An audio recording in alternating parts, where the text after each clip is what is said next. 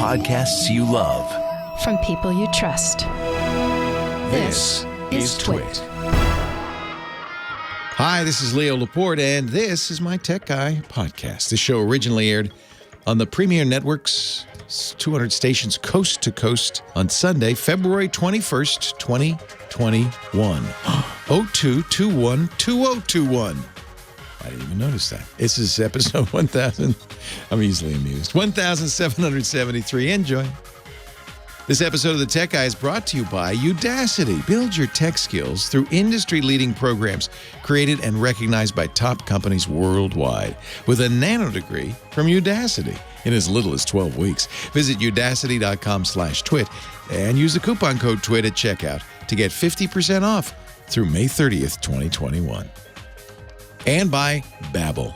Babbel has made learning new languages fun and easy with bite-sized lessons you'll actually use in the real world. Purchase a 3-month Babbel subscription and get an additional 3 months free. Go to Babbel.com and use the promo code TechGuy. Well, hey, how are you today? Leo Laporte here, the Tech Guy. Yes, it's time to talk computers, the internet, home theater, digital photography, smartphones, smartwatches, all that jazz. 8888 Ask Leo. That's the phone number. If you want to talk high tech with me, I'd like to talk high tech with you. I would. That's why I'm here. The doctor is in. The tech doctor is in. 888-827-5536. That's the phone number. That's toll free U.S. and Canada. Outside that area, you could still call. You just should use Skype, and then it still shouldn't cost you anything. 8888 Ask Leo. Let's see, what else? Oh, there's a website, techguylabs.com. That's important to know because you don't have to write anything down as you're listening. We write it down for you. It's a service we provide at no charge. We write it down for you. And we put it all on techguylabs.com. James DeRufo writes it down, our scribe. Thank you, James. Also there, and there's no charge, there's no sign up, you just wander in. Also, there's a search, and also there after the fact, every show has its audio and video. Now, in the early days, there was no video, so there's audio. But in the last, 1,000 or so shows, we've had video for reasons no one understands. Episode 1773 today in our never-ending quest to understand how this junk works. NVIDIA has announced, this is an interesting story. I don't know how to, let me go see how, as is often the case with these stories, how deep do I have to go to explain this so it makes sense? You know about Bitcoin, cryptocurrencies. You know about that? You know about those? Sure you do. You've heard about that. Bitcoin now is, what is it, John? How much is my wallet worth now, John? Is it $500,000? It's $58,000 a Bitcoin now. Oh, and I have a wallet that I can't get into of 7.85 Bitcoin. You do the math. So, I forgot the password. I'll remember it someday. Anyway, Bitcoin is a cryptocurrency. That is, unlike the U.S. dollar, which is a fiat currency. Fiat meaning is the Latin word for faith or let there be. Fiat currencies are, a dollar bill has no real value. It's a piece of paper with some printing on it. But we believe, we have faith in this because it is backed by, and this is the term of art, the full faith and credit of the United States government. Whatever that means. It's not like you could go to the bank with a dollar bill and say, give me that in gold, please, which would, by the way, be a fleck. It's just that, you could pay your taxes with it, and most people in the U.S. and around the world, frankly, accept it as currency, and the value is pretty stable. It fluctuates and it moves, but it's pretty stable. So you can kind of know that a dollar will buy a certain amount of stuff. As I get older, it buys less and less, but that's the idea. Bitcoin is not backed by the full faith and credit of anybody. It is a currency that's derived mathematically, which is kind of interesting. But it is created by doing hard arithmetic problems, as it turns out. And once these problems are solved, they call them proofs, another Bitcoin chink goes into the universe. There will be an end to all of this. After 21 million Bitcoins, that's it. No more will be generated. And the other thing that's interesting about Bitcoin is it was designed in such a way that as time goes by, it gets harder and harder to make it. So my friend Steve Gibson, who does a podcast called Security Now on our podcast network, he was interested in Bitcoin. He did a whole show on it and explained it. And he thought, well, while I'm doing this, I'll make I'll set up a machine to be a Bitcoin, they call it a miner, a Bitcoin miner. It's really just solving math problems. And as it solves them, it generates Bitcoin. And in those days, way back in the early days, it didn't take a lot of effort to solve those problems. And in fact, he generated overnight 50 Bitcoin, 50, which at the current value is a lot. What's 50? It's like millions of dollars, okay? Millions. But at the time, it was worth maybe $1.50. It wasn't worth much, which is why he probably didn't keep track of it and he's lost it since. It's a shame. There's stories of people buying pizzas with Bitcoin, 22 Bitcoin. 20,000 the guy he spent? That's nuts. That guy would be a lot richer today if he hadn't bought that pizza 15 years ago or 10 years ago. Anyway, as time goes by, in order to, I don't know why, there's good reason for it. I don't, the philosophy of it, you could read up on it if you wanted. But over time, it gets harder and harder to mine this currency. Otherwise, we'd have a lot of Bitcoin billionaires. We already do, but we'd have even more. And it got to the point now where it's so hard to mine currency, you couldn't do it on plain old PC. You'd have to build a special rig with fast processors and, more importantly, a fast graphics processor, GPU, video card, that could do the math quicker. And frankly, it's even designed in such a way so that the electricity is more expensive than the amount of money you make at this point. It's going to get harder and harder as we get up to 21 million Bitcoin. So the only people who can make money on Bitcoin at this point are people who pay nothing for electricity, which is why there are a lot of Bitcoin miners in areas where electricity is free or cheap, such as Chinese hydroelectric dams and Finnish geothermal generators, things like that.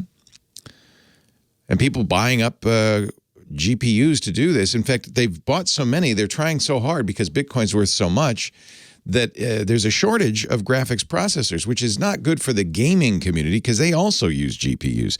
So that was a long explanation to explain why this week NVIDIA, which makes the most popular graphics processors, has decided to do two things. Limit the Bitcoin mining capability of its new cards, the RTX 3060, which will be coming out soon, to 50% of normal performance. In fact, as soon as it sees you're mining, by the way, there's more than Bitcoin. There's other current cryptocurrencies now.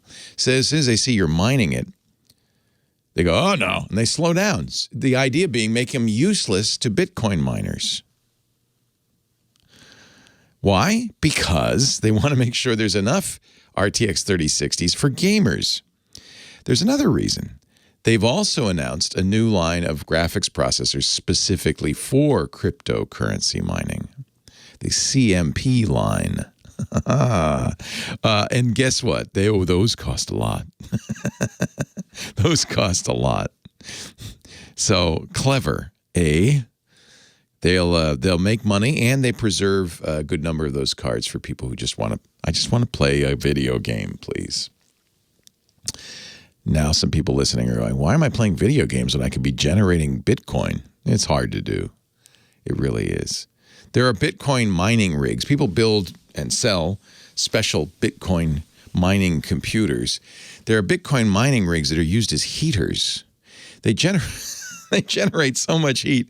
I think it's in Finland that they sell these. They generate so much heat that you put them in the middle of the room and and it roughly equals out that, it's heat in the room, but because it's making a little bit of Bitcoin while it's doing it, it roughly evens out and you get free heat or less expensive heat anyway. You may wonder, as many do, what the heck is going on with this Bitcoin? $59,000. Well, one thing Elon Musk said, he bought $1.5 billion worth for Tesla. Then more recently he said, well, that's overvalued, which it makes no sense because the value of Bitcoin is entirely, it's not based on anything. It has no value. Of course, neither does a dollar bill. So it is also a fiat currency. It's belief, just not backed by a government. There is no value to a Bitcoin. It's only what people pay for it. But people speculate because as they see it going up, they're saying, if I buy some now, even at $59,000 a coin, if I buy some now, maybe it'll be $100,000 next month and I'll be rich. There are Bitcoin bros, I'm not making up that term, who are in fact billionaires now based on the good fortune of not buying a pizza when they had the Bitcoin. They just held on to it. Good move. The question is now, well, do you keep holding on to it? Is it a bubble? Is it going to go up? Is it going to go down? Do you trade it in to buy GameSpot stock? What do you do? I don't know. That's why I don't. Well, I have Bitcoin not because I ever bought it. I never did. In fact, if I ever get into this wallet that I can't unlock, if I ever got into it, thank goodness I can't unlock it, by the way. I would have sold it a long time ago. So it's a benefit that I can't get into it. I can't sell it. But if I've ever got into it, I'd actually have to figure out, well, now what do I do? How do I? So I've never bought or sold, for that matter, Bitcoin. I had for a while on our website, do you want to donate, a tip jar to the website? I want to donate. And people gave me like a tenth or a hundredth or a thousandth of a Bitcoin. And it added up, which was very generous. Thank you. You're regretting it now, I'm thinking. I gave Leo $1,000. I didn't know it was worth that much. But don't worry, I've taken good care of it. It's safe. It's locked away. Unlike my friend Steve Gibson, who erased the hard drive containing his Bitcoin wallet and now has no way to recover it, even though, what is the math of 50 Bitcoin? It's like $3 million almost, right? That's got to hurt. That's got to hurt. 8888 asked Leo, there's the Bitcoin saga. We could talk about that, although it's meaningless really in most people's lives. So, we don't have to. Anything on your mind having to do with tech, I'd love to hear from you. Yesterday, Chad found a quarter Bitcoin that you sent him in 2011. Wow. What is that? That's like finding $12,000. 14. It was on a dead laptop.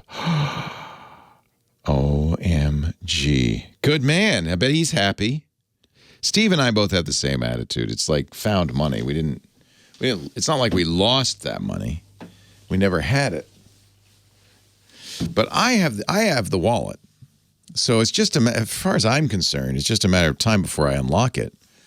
But I'm not in a big hurry because if I had unlocked it, 5 years ago and said, my God, this 7.85 Bitcoin that's worth $5,000, I'm trading it in, it wouldn't be worth $450,000 now.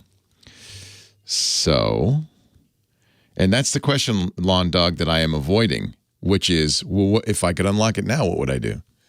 Would you sell it and then deeply regret it when it goes to 100,000 or 200,000 a coin? Or would you not sell it and then deeply regret it when it plunges to $5? Because it could do either.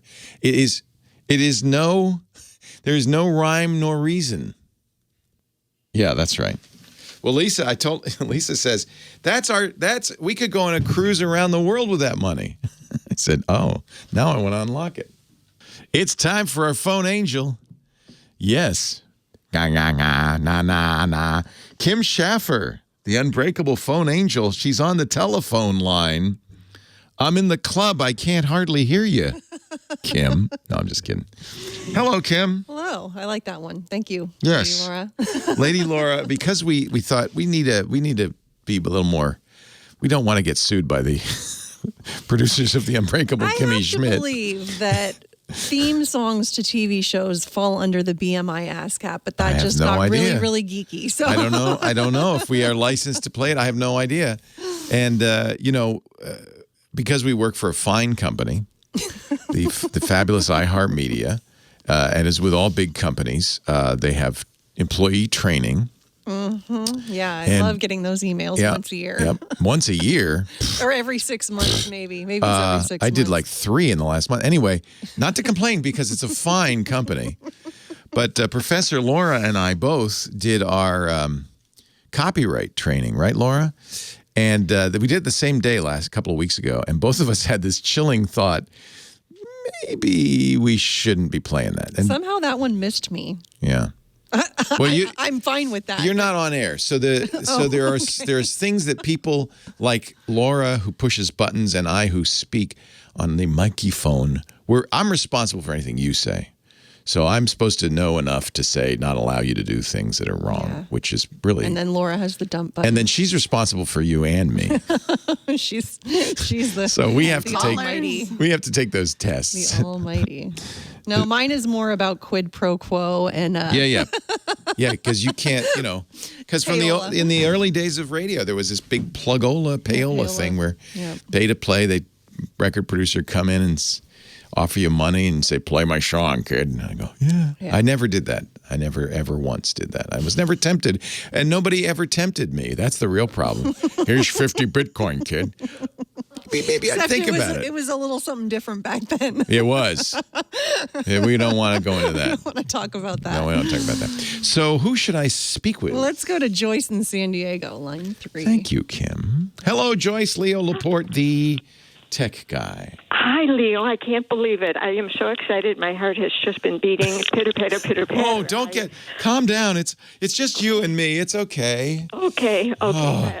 Obviously, you can tell I'm the high-strung one. I'm looking for something for my very quiet, intelligent, inquisitive husband who is 83. He has lots of health issues. He's homebound pretty much. He loves TV, sports, movies, and I want to get him something. I mean, I have a real old laptop my brother sent me maybe 10 years ago, and it's real heavy to carry to him. And he's always saying, I wonder about this, I wonder about that. We're running out of time. Joyce, you are the sweetest person ever. This is a love story. My heart is now going pit-a-pat. How beautiful. So, how's his eyesight? Very good. Okay. Very good. So the size of the screen is less important than lightweight, easy to use, functional. Well, but he spends most of his time in bed. Yeah. So it's mostly internet stuff that he does and watching shows and things like that? I think Kim helped me get my thoughts together. Okay. I think he likes research. Yeah. And if I probably will babble too much, but I think I want to go for the very best for him. Joyce, you're going to make me cry. This is so beautiful. So what's your budget? For him, I would have no budget. We're older now, and, I used to try to go to the Apple store and look around years ago, but now everything's, closed. You can't do that. So right. I think an iPad is a wonderful choice for him. Okay. It's easy to use. It's secure, which is important. So you don't have to worry about getting hacked or anything. He could do all the internet research he wants, but there's also, you could put Netflix on it, or I think he might like the Criterion Channel, which is a subscription streaming service that has classic old movies, Turner Classic Movies also. Yeah. And if I were him and lying in bed, I would just watch Turner Classic Movies all day and all night. Well, he does, and he's seen them all once before. Yeah, so have I. So we're on the right wavelength. So the only question is which iPad. So they just released a new one a few months ago, the iPad Air. That's very light and thin. It's 11 inches.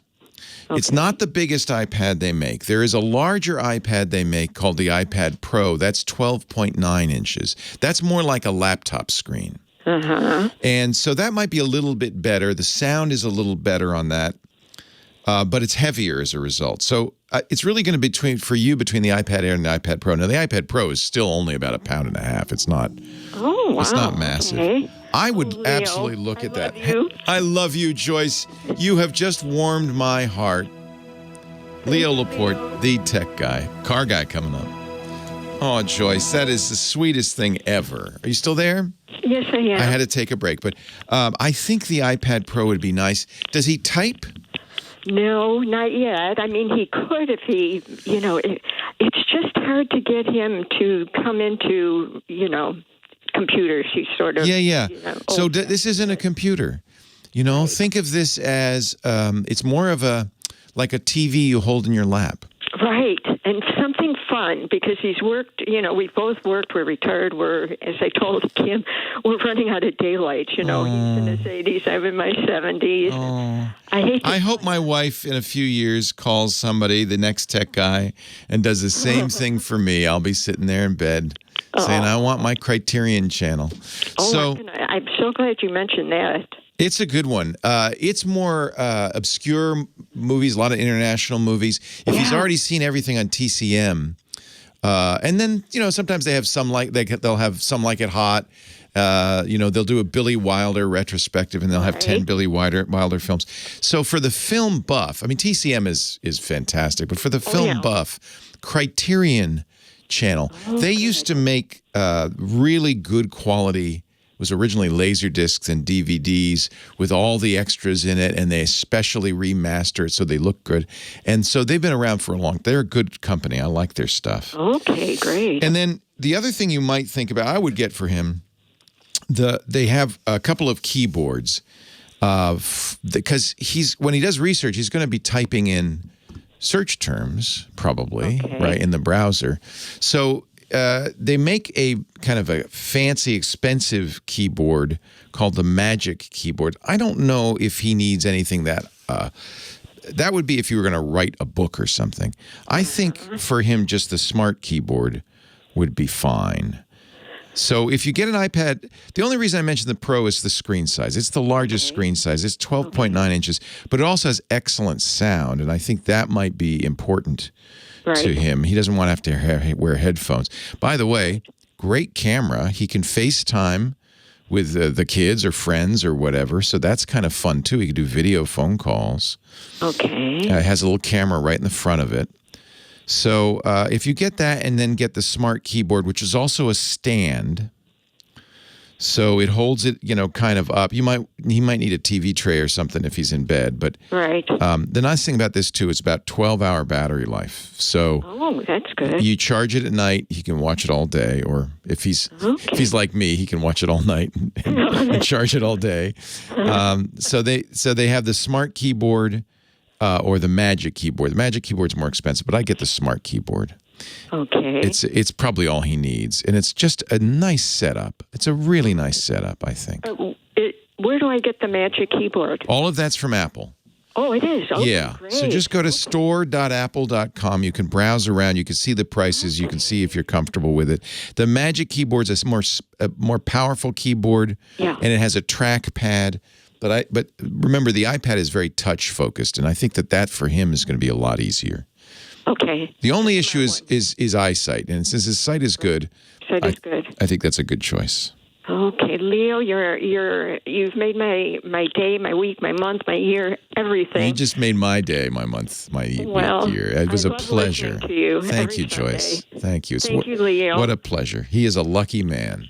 Oh, thank you. Take care, Leo. Joyce. Bye-bye. Okay, bye-bye. Our show today brought to you by another place you can learn. I love it. We're getting sponsors that are about helping you learn. And I think what they realize is because you listen to Tech Guy Podcast, you're interested in learning in stuff, right? Udacity is an amazing way to get the skills you need, the skills tech companies say they want, so you can get a great job in tech. Now, honestly, tech is complicated, right? If you want a job, do you have the skills you need to get that job? Well, if you don't, Udacity is the place to go. It's the fastest, most efficient way to master the skills tech companies want.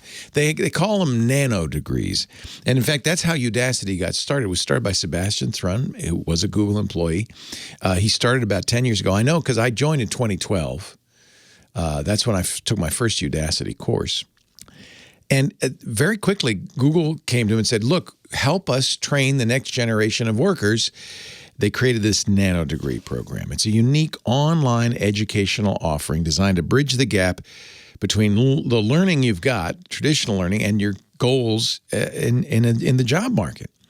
They work with industry leaders and experts who understand the in-demand skills applicable to the job market. They'll help you build a portfolio on GitHub or LinkedIn. That's really important. You learn to network, you can get noticed, you land your dream career. The most sought after nanodegrees with Udacity for consumers and business clients right now, top 10, data analyst, program for data science with Python, digital marketing, AI, cloud computing, data science, programming, digital marketing, tech adjacent skills too. And the thing about these nanodegrees, they're great. They include classroom mentorship, moderated forums, project reviews by humans, so you get a personalized experience. You build skills through industry-leading programs built and recognized by top companies like IBM and Microsoft and Google and AWS. People all over the world are using Udacity. 150,000 nanodegrees have been earned. And the project's reviewed by real qualified professionals. You get real mentorship and human help and personalized code reviews. The mentors are there 24/7. In fact, all of Udacity is designed to use on your schedule. On the website, there's a great testimonial from a guy named Francisco Gutierrez. He couldn't afford a four-year degree, couldn't afford the time or the money. He did the Grow with Google Udacity Challenge and got a full scholarship for the Mobile Web Specialist Nano degree. The Nano degrees are great. They took him step by step. He got an internship at Microsoft. They offered him a full-time job. He's now working as a software engineer full-time at Microsoft, and that's all thanks to Udacity. That could be you.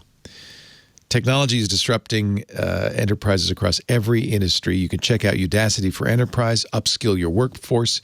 That's another great way to do it. You can do it as an individual, but you as a company or as a team leader can do it. It's incredible. Get the education that broadens your horizons. Udacity.com/twit. 50% off through May 30th. Just use the offer code TWIT and it'll be applied at checkout right now. Coupon code TWIT at Udacity.com/twit. It's time for Car Guy Sam Abuelsamid. He's a principal researcher at Guidehouse Insights. He's at wheelbearings.media. That's his podcast, Wheel Bearings. And he joins me every week to talk about technology and automobiles. And boy, it's going crazy. I mean, this is a high-tech field now with rumors about Apple working on a car, Ford doing a deal with Google for their future platform. I mean, really, it is. These are high-tech platforms. Hi, Sam. Hi, Leo. I hear you got something new in the garage. Yeah, did they tell you I bought myself a little go-kart? No, I got a Ford. Yeah. This is Ford's first, designed from the ground up electric vehicle, the Mach-E. It's called a Mustang, and it does have a little pony on the front and on the back. Oh, it's got ponies everywhere. Ponies everywhere. It has pony puddle lights. Yes, it does. I didn't even know there was a thing called a puddle light. But it's a little light that's projected off the car so you don't step in a puddle, I guess. Yeah, there's a light on the bottom of the mirrors. A lot of new cars have these now on the bottom of the mirror housings that as you approach the car with the key fob in your hand or if your phone is set up, as you get close to it, it automatically turns those lights on. And in this case, it's a pony running along with its hair streaming back. It's a really great puddle light. Yeah, it's pretty cool. I wouldn't have spent money for it, but I got what they call the first edition because I wanted to get it soon, and so that's the reason I ordered that one. And it has a lot of nice features, very nice sound system. I was telling you off the air the self-driving features. It's not. They don't call it. They're smart. They don't do what Tesla does. It's a driver assist feature. Yeah, they call it adaptive cruise control with lane keeping. But it does 90% of what the Tesla did. I never used the Tesla summon feature. I didn't trust that. I really was nervous about using the thing that changes lanes automatically when you do the blinker, so I don't miss that. But driving in traffic is still a breeze. It's wonderful. And it doesn't make you torque the wheel like the Tesla did. I guess it's got a sensor in the wheel because all I have to do is touch it and it knows my hands are on the wheel. There's a camera in there, too, that's looking at me, right? There's a camera.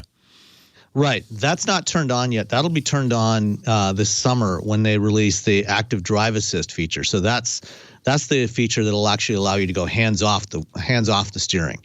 But they're going to charge extra for that, and I'm going to really have to decide. Well, no, actually, you won't. At least for the first 3 years, you won't have to pay anything extra for that. Oh, okay. That's included for the first 3 years, and then after that, as long as you just have to pay for the connectivity package, which they haven't priced what that's going to be yet, and that's in order to get the over-the-air updates and map updates and things like that. That's, by the way, part of how the car business has changed. This idea of over-the-air updates, modifications to the vehicle over the air, and that you might have to pay for it. That's a whole new model for people who are used to just buying a car, and it is what it is, and then you drive it into the ground, and that's that. Yeah, for those of us that actually like being without a car payment, it's going to be a bit of a change. I guess I'll just be continuing to drive my Miata forever. You have no subscriptions on that Miata. Nope. So anyway, thank you for recommending it. It was Sam who said you really should take a look at this more than a year ago, November 2019. And I put a reservation down then and finally got it. And you were absolutely right. Fabulous vehicle. What do you want to talk about today? Well, before we get to that. Enough about me. What about you? Earlier this week, I think it was on Twig, This Week in Google, you were talking about the Mach-E. And one of the things you mentioned was about the partition in the front trunk. So this is a weird thing. As many electric vehicles, including the Teslas, they have a frunk, which is because there's no engine in there, so there's a space in there, and they've. I didn't know it was going to come with this, but it's partitioned out. It has cup holders and a drain. It's made for tailgating, I guess. It is, or tailgating, or if you go to the beach and you've got wet towels, or dirty hiking boots, or whatever you've got that you don't want to put inside the car, you can put it in that front trunk, and as you said, it's got a drain, a one-way drain in the bottom of it, so that if there's any water, it'll drain out, which is like really nice. You could put ice in that little compartment. You can, and they've shown photos of that, filled with ice and food and drinks, for tailgate parties. The partition, the reason why that's there, and this was explained to me when I did the first drive back in October, November, whenever that was. It was November. The Federal Motor Vehicle Safety Regulations require that if there is a compartment that is more than a certain volume that, for example, a child could fit into, there has to be an interior release for that. Yeah. And that's sensible. And in all modern cars, you've seen that. There's a pull. It's a bright fluorescent handle. It's usually fluorescent. So that when it gets exposed to some light, when you're inside, you can see it in the dark. Yeah. And you can pull that. Let me out.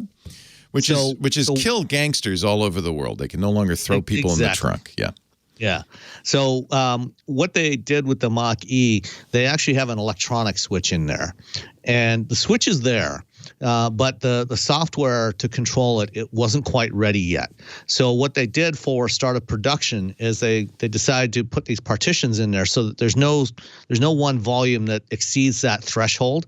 So right now the partitions are there. You can still you can fit grocery bags and stuff in those gaps, but probably with either the first or second OTA update, the first one should be coming in the next few weeks, or maybe the second one. They will add part of that will be a software update to enable that switch inside. At that point, they will also provide instructions if you want to remove those partitions, or you could actually, it looks pretty easy. You can figure out how to do it yourself. There's a screwdriver, pop out a couple of plastic rivets, and take it out yourself. Yeah. But they will provide instructions, or you can have the dealer do it for you. So if you want to use that full volume, like you said, for a tailgate, or you can actually. I want to put some kids in there. Actually, is that okay? All right. No, just kidding. Not recommended. Not recommended. No. But if they get stuck in there accidentally, then they can get out. Messing around. Yeah. In fact, it lights up, which is kind of cool. Yeah. So it's easy to find. There are things that are unique about electric vehicles. This is an interesting one, and I'm not going to let it worry me, but it has, like the Tesla does, I imagine most electric vehicles, it has a 12-volt lead-acid battery. It's a car battery in there for accessories and stuff. If that battery dies, you can't get into the car. Not true. Okay, they say in the manual you got to jump start it to get in. Not exactly true. Because that worried me a little bit. On the Teslas, that is true. On on the Mach-E, you've got that electronic switch, that push button switch. Yeah. And there's a little presenter, a little piston that pops the door out a couple of inches so you can pull it open, right? Yeah. Inside each of the doors, there's actually a supercapacitor in there that holds that will energy hold the to open charge door several times. So you can get in. Yeah, if your 12-volt battery dies for whatever reason, you can still get the door open. Well, you need to, because then you're going to jump start it so that you can do the rest of the driving. I also love it that your car key, they give you one fob, which is weird, but you can get up to 4 phones. Smartphones can be your car key. So they only give you one, not 2? They only give you one fob, which is weird. But Lisa and I were a little worried, but then I realized, Lisa can just have her phone be the key, and that works quite well. They even have a really interesting mechanism that I thought is very computery. If your phone dies or you lose it and you don't have the fob with you, you could still use the keypad on the door to get in if you remember your code, which I do. And then you set a password to drive the car. So you can still drive the car without a key or even a smartphone if you just enter the password. Yeah. And they make you do a good long password, by the way. They didn't or take if your my phone easy battery one. dies.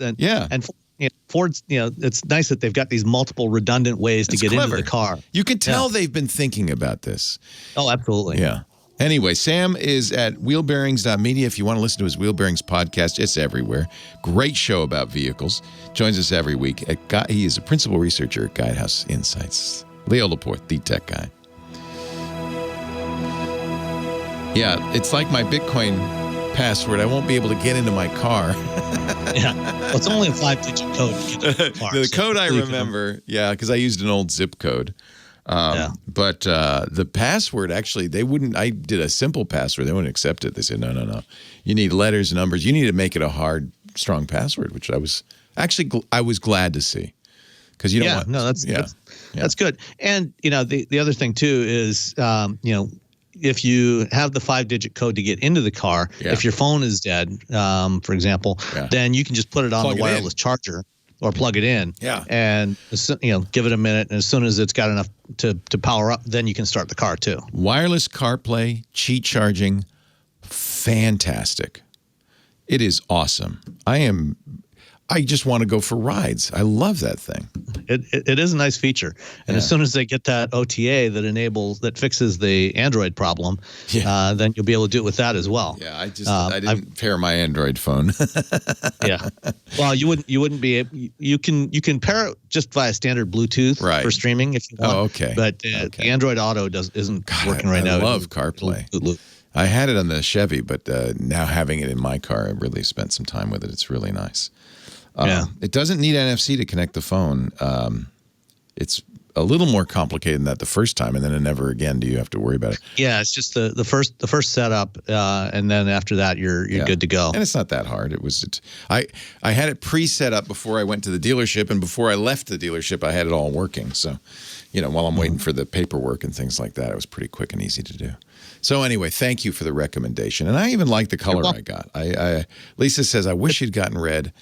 But I don't want to be that flashy. I got the nice dark gray. No, it's a good color. I mean, I'm increasingly getting fond of bold colors just because I'm so bored with shades gray. Yeah, this is a boring color. Yeah, I have. Well, the car I've got in the driveway right now is this cyber orange Ford Bronco Sport. Oh, man, when they do a electric Bronco, I think. Actually, Lisa wants recommendations for electric, sportier electric cars. We were thinking about a truck like the F-150 electric, but I think now she doesn't really want a truck. She wants something a little fun. And she was looking at the Mini, but she wants all-wheel drive. Okay, so all-wheel drive, sportier. Yeah. I'm trying to talk her into an e-tron G3, but she won't go for that. It's $100,000 for that one. But there's more stuff coming that should be lots of choices. More her style. We're good for now. The Bolt's fine, and it's just when Michael takes the Bolt. Yeah, and then later in the year she may want to take a look at the Mach-E GT, which will have more power than yours. It'll I know. By the way, as fast as a Shelby GT500. I know, and I don't need that. I can't think of any use for that. As you know, I had insane mode on my Model X. Never used it except to show off to people, but never used it in real driving. But there's more than enough. And by the way, I'm running the Mach-E in unbridled mode because as far as I can tell, it doesn't make any difference in the power usage unless I drive like a maniac. But it does have more aggressive regen braking. And, yes, it does. And I prefer the more aggressive. I don't want to use the brakes. I hardly ever have to use the brakes now. Yeah, that's a nice feature about it. And having that aggressive regen actually gets you a little more range. That's what I thought. You know, they don't say specifically what driving modes get what range, but I've noticed I can keep it pretty close to 3 miles per kilowatt hour, which is the goal. That would give me. And that's right around the EPA rating. So right, you're doing good. Yeah, I'm very happy. So thank you. You're welcome. Have a great day, Sam. Glad you're enjoying it. Thank you. Take care. All right. Talk to you next week. Leo Laporte, the tech guy. 8888. Ask Leo. That's the phone number on the line. Dwayne from Southern California. Hey, Dwayne. Hey, Leo. How are you doing? I am wonderful. How are you? I'm doing great. What's up? Fine. That guy's pretty interesting. The Will Bearing. Isn't he great? Yeah. Are you a car guy? Yeah, I'm a car guy. Yes, I am. You know, there's car guys and there's, everybody else. And a lot of car guys are mad at Ford for calling that Mach-E a Mustang, because it really isn't a Mustang. It's a crossover, Oh, it is. But I had a Mustang. I had a very nice Mustang some years ago. Loved it. And I don't mind having I guess it's maybe because I'm getting a little older. What kind of car guy are you? What is your car fetish? The Chevy. Yeah, my wife's a Chevy. She had a 67 Camaro. She loved that car. Fixed it all up. Oh, she did great. Yeah, she's a Chevy gal. So what can I do for you, Dwayne? No, I have a question for you. I was just wondering if you ever been to Taiwan and on your travels, when you say you like to travel, so when have you ever traveled to Taiwan and checked out their Silicon Valley?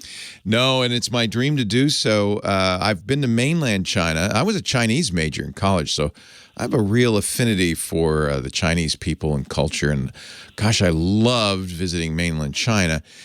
We were going to be in Taiwan in last month, in January, but of course we haven't done any traveling in the last year. So I had to put off that trip, but it is definitely high on my list. I very much wanted to visit Taiwan. Have you been? No, I never have been. I just wonder if you've been in what city? Was it a province? Is that province? Do they go by province or city? Well, there's both. In Taipei, I think, is where a lot of the technology companies are headquartered, because that's the big city. But it's not like in mainland China, of course. Some of these cities are so big they're whole provinces, and often we talk about provinces as opposed to cities in mainland China. Yeah, it's interesting. There's been a real move. I think a lot of companies are nervous about how dependent we are on mainland China for our production. They, for years, became kind of the factory of the world. And so many tech companies assemble there. Even if they don't assemble there, many of the parts are made there. But Apple and others have really started aggressively pursuing other options. Apple has started to move some of its production to India and Brazil, Vietnam, South Korea, and Taiwan, because they're nervous about a couple of things. They're nervous about a long-term relationship with mainland China because of the Chinese Communist Party. There's always the risk that the CCP could nationalize their factories or could start putting spyware on their systems. And so there's some concern about that. Plus, politically, it doesn't look good. So Apple has been very aggressive, and there are even moves to make to build big factories in the U.S. TSMC, the Taiwan Silicon Manufacturing Company, which is the big chip maker for all of Apple's stuff. First the iPhones, then the iPads, now even for Macintosh computers, and they really are an advanced company. They're out of Taiwan, but they have just started building a big plant in the United States, in Arizona. It will be a $12 billion, this is how expensive these plants are, $12 billion chip-making plant in Arizona. And I think it's good news. It's 300 employees. It'll be actually 600 engineers. There are 300 employees now, but ultimately it'll be up to 600 engineers. They'll be making chips for the iPhone, the iPad, and the Macintosh computers, as well as for other companies, because almost everybody now uses TSMC to manufacture. So that's good. They're bringing jobs to the U.S. They're bringing income to the U.S. They're still a Taiwanese company. But I think diversity is really the key to this. Diversification of your what they call the supply chain, so that you're not totally dependent on one country for lots of reasons, for politics, but also just logistically. There's a certain advantage Apple's gained over the years, and other companies, by manufacturing in China. Most of the parts are made in China. The big assembly factories are in China.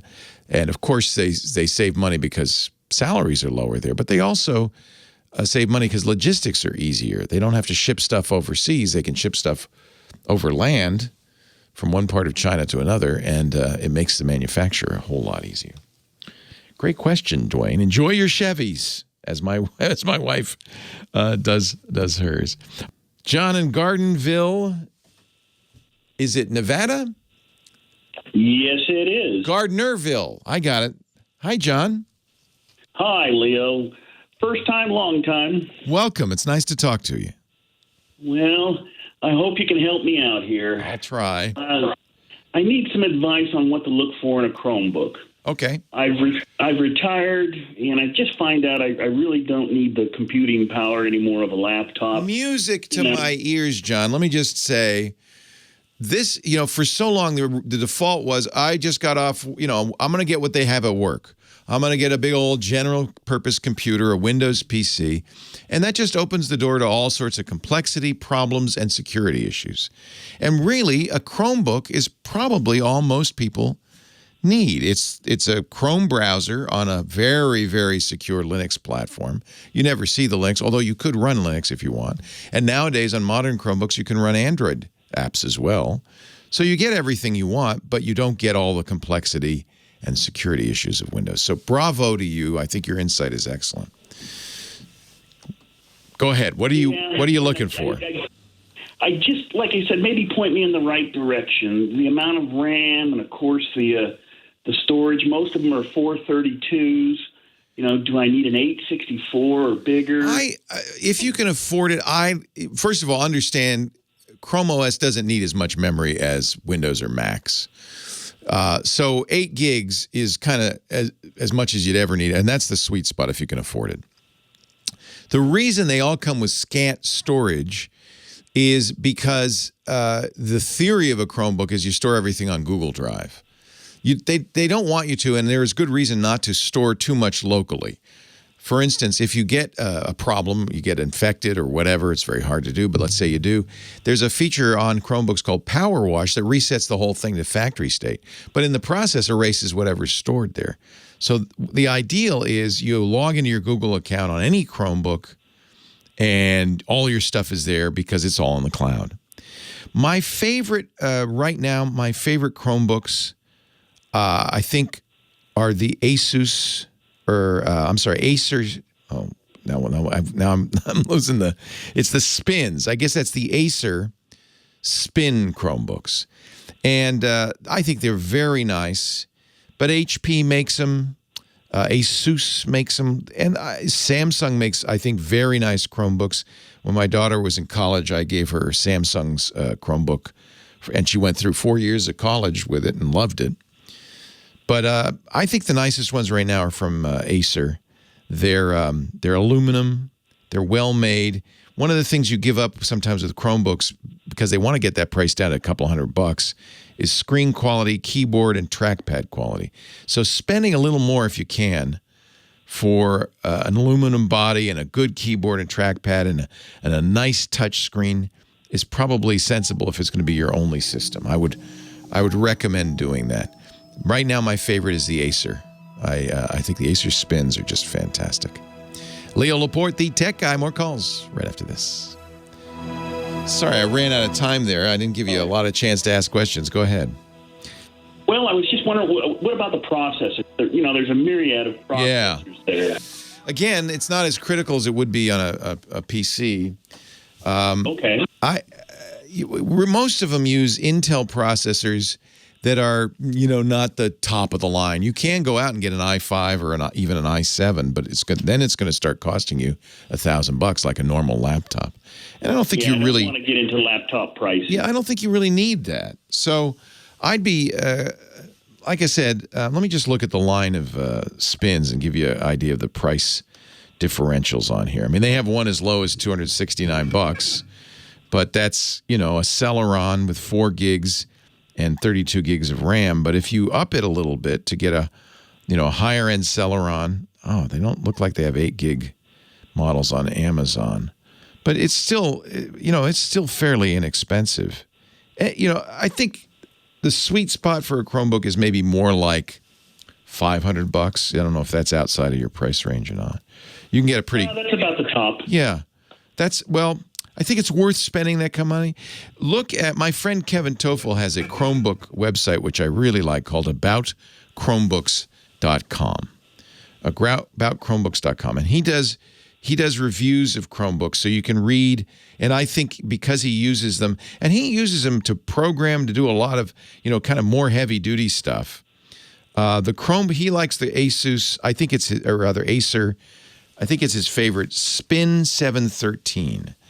And now that there's a $100 discount, that's $529. It's aluminum. Spin is kind of cool because it means you can bend the screen all the way back or tent it, so you can use it as a tablet. It's great for watching movies because you can tent it. So he really likes that. It's a well-made device. Let me see what the specs are on it. It's got an i5, which is plenty, 8 gigs of RAM, 128 gig SSD for $529. That's, I think. Where are you finding that at? Let me see where he says that is. Best Buy. Let me see, though. This might be out of date. Let's see. Nah, it went back up to $629. But so go step down if you want. But that's his favorite. Read his reviews at AboutChromebooks.com. He's very good. Love it. Thank you so much. Enjoy. Appreciate all the help. John, I think you're going to be very happy. Call me back and let me know. Will do. All right. Thanks. Take care. Bye now. Well, hey, how are you today? Leo Laporte here, the tech guy. Time to talk computers, the internet, home theater, digital photography. We've got your smartphones. We've got your smart watches. Got all that jazz. 8888 Ask Leo. Anything with a chip in it, you can call and we'll talk about it. 888-827-5536. That's toll free from anywhere in the U.S. or Canada. We're heard all over the country, of course, and outside as well, thanks to the internet, overseas. And if you are in any other part of the world, just use Skype and you can still call. And it shouldn't cost you anything. 8888 Ask Leo. Website, techguylabs.com. That's important because that's where you can go to find answers to all the things I talk about, links, that kind of stuff. You don't have to write anything down. techguylabs.com. Copy protection gone wild. Blizzard, that folks who do World of Warcraft, has a regular convention every year, and they often bring in big-name acts to perform at the convention. Of course, there's no conventions this year, so BlizzCon, the Blizzard conference, was online only, but they did bring in a big act, Metallica. Oh, yeah, big act to perform. So Metallica was in their studios down here in Marin County and performing. And they streamed the whole thing on Twitch, which is the online game streaming platform. Twitch is pretty awesome, actually. I really enjoy Twitch. Only one problem. Metallica was playing their own music, real music licensed to Metallica. And there's a certain irony in this because, as you may remember, it was Metallica that put Bitwarden out of business. Napster. I was looking at my Bitwarden login. Napster out of business some years ago by suing the heck out of them. Lars Ulrich, their drummer, just sued the heck out of them. shut them down for stealing their music. So here's Metallica playing music, their own music on Twitch, and Twitch has a copy protection scheme to keep them out of trouble with the music labels. If they recognize a streamer playing licensed music without a license, they cover up the music with sappy music, which is exactly what happened to Metallica. I wonder if I could play it. I have a license to play their music, so I could actually, if I could find the, if I could find the original, I could show you what happened, which would be kind of funny. I don't know if I'm going to be able to find the actual music. Interrupted, as it turns out, by Twitch. Let me see. Let's play this and see what we get. Here's Metallica playing. You know, Metallica's a pretty hard rock band. And they're really rocking out to this music.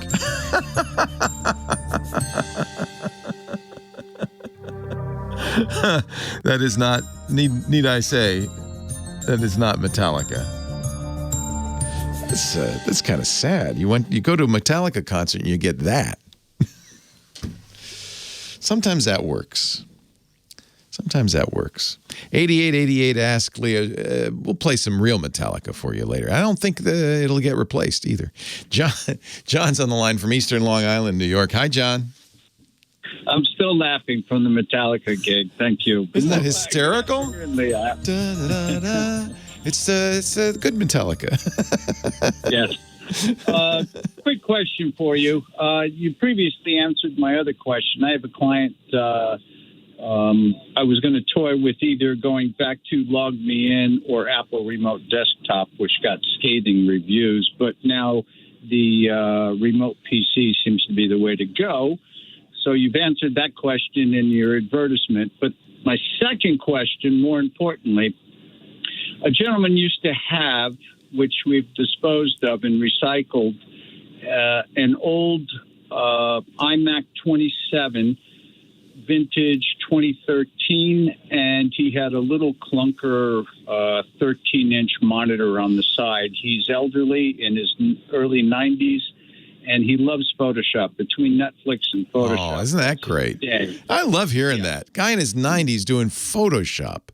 That's he's awesome. very good at it. As a matter of fact, he's probably better than me. But does he make memes to post on Snapchat? What is he doing? No, he just he prints stuff out. He's got two awesome. printers. I maintain them, make sure he's got ink all the time. So you're his tech guy, John. Exactly. Nice. Exactly. Nice. But on his older computer, which we retired, he in order to use that external Dell monitor, it's a little clunky, 20-inch Dell. Right. We were using the Thunderbolt 2 adapter to a DVI. It's mini display port. Yeah. Yeah, and it worked like a dream. But now, recently, since that one gave up the ghost, we bought him the 2020 iMac 5K, and I had to get a second adapter downstream, which was the Thunderbolt 2. It doesn't have the mini display ports anymore. It just has Thunderbolt ports. No, so now what I'm running is the Thunderbolt 3 to Thunderbolt 2 adapter. Yep. And then from the Thunderbolt 2 into the DVI adapter. So I have two piggyback adapters trying to make this Dell light up. I do the same exact thing. Why isn't it working, though? It won't recognize it. Yeah.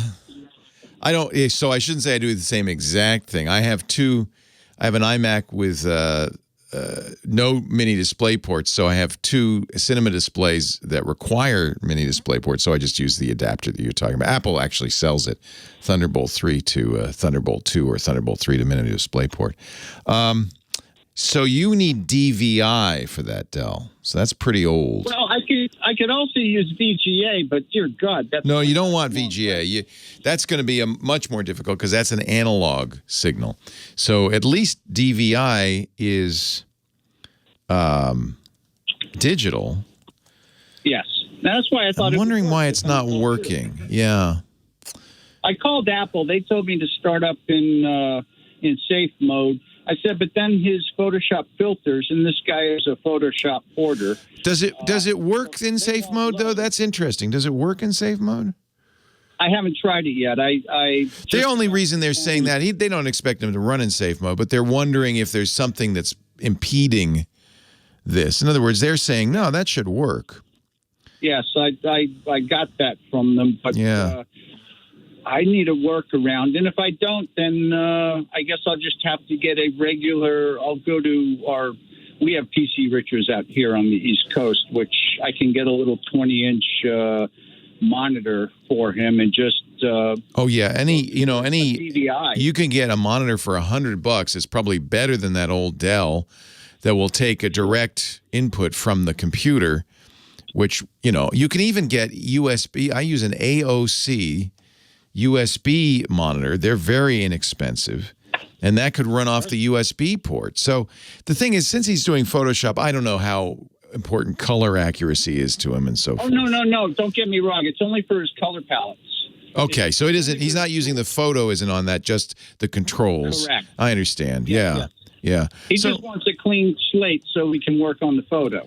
Yeah. There are, AOC makes a USB portable monitor. I've actually for a long time wanted it. It's around $100 that plugs into the Thunderbolt 3 or the USB port. And it's great because it folds up into a case. You can carry it around. It's big. It's 15.6 inches. How big is the Dell? How big do you need? I think it's a 20-inch little size. It doesn't have to be big. It's just to get. It's just for controls, yeah. The main screen. Well, and the nice thing about this little lightweight AOC is it's very easily positioned anywhere. It has a USB 3 connections. Yeah. So I think that, if you look on Amazon, just look for the AOC monitors on Amazon. They're very inexpensive. I think here's a 16-inch for $82. So they cost next to nothing. And I think it'd be a lot easier than trying to get that Dell working. Great. And when are you getting another drone?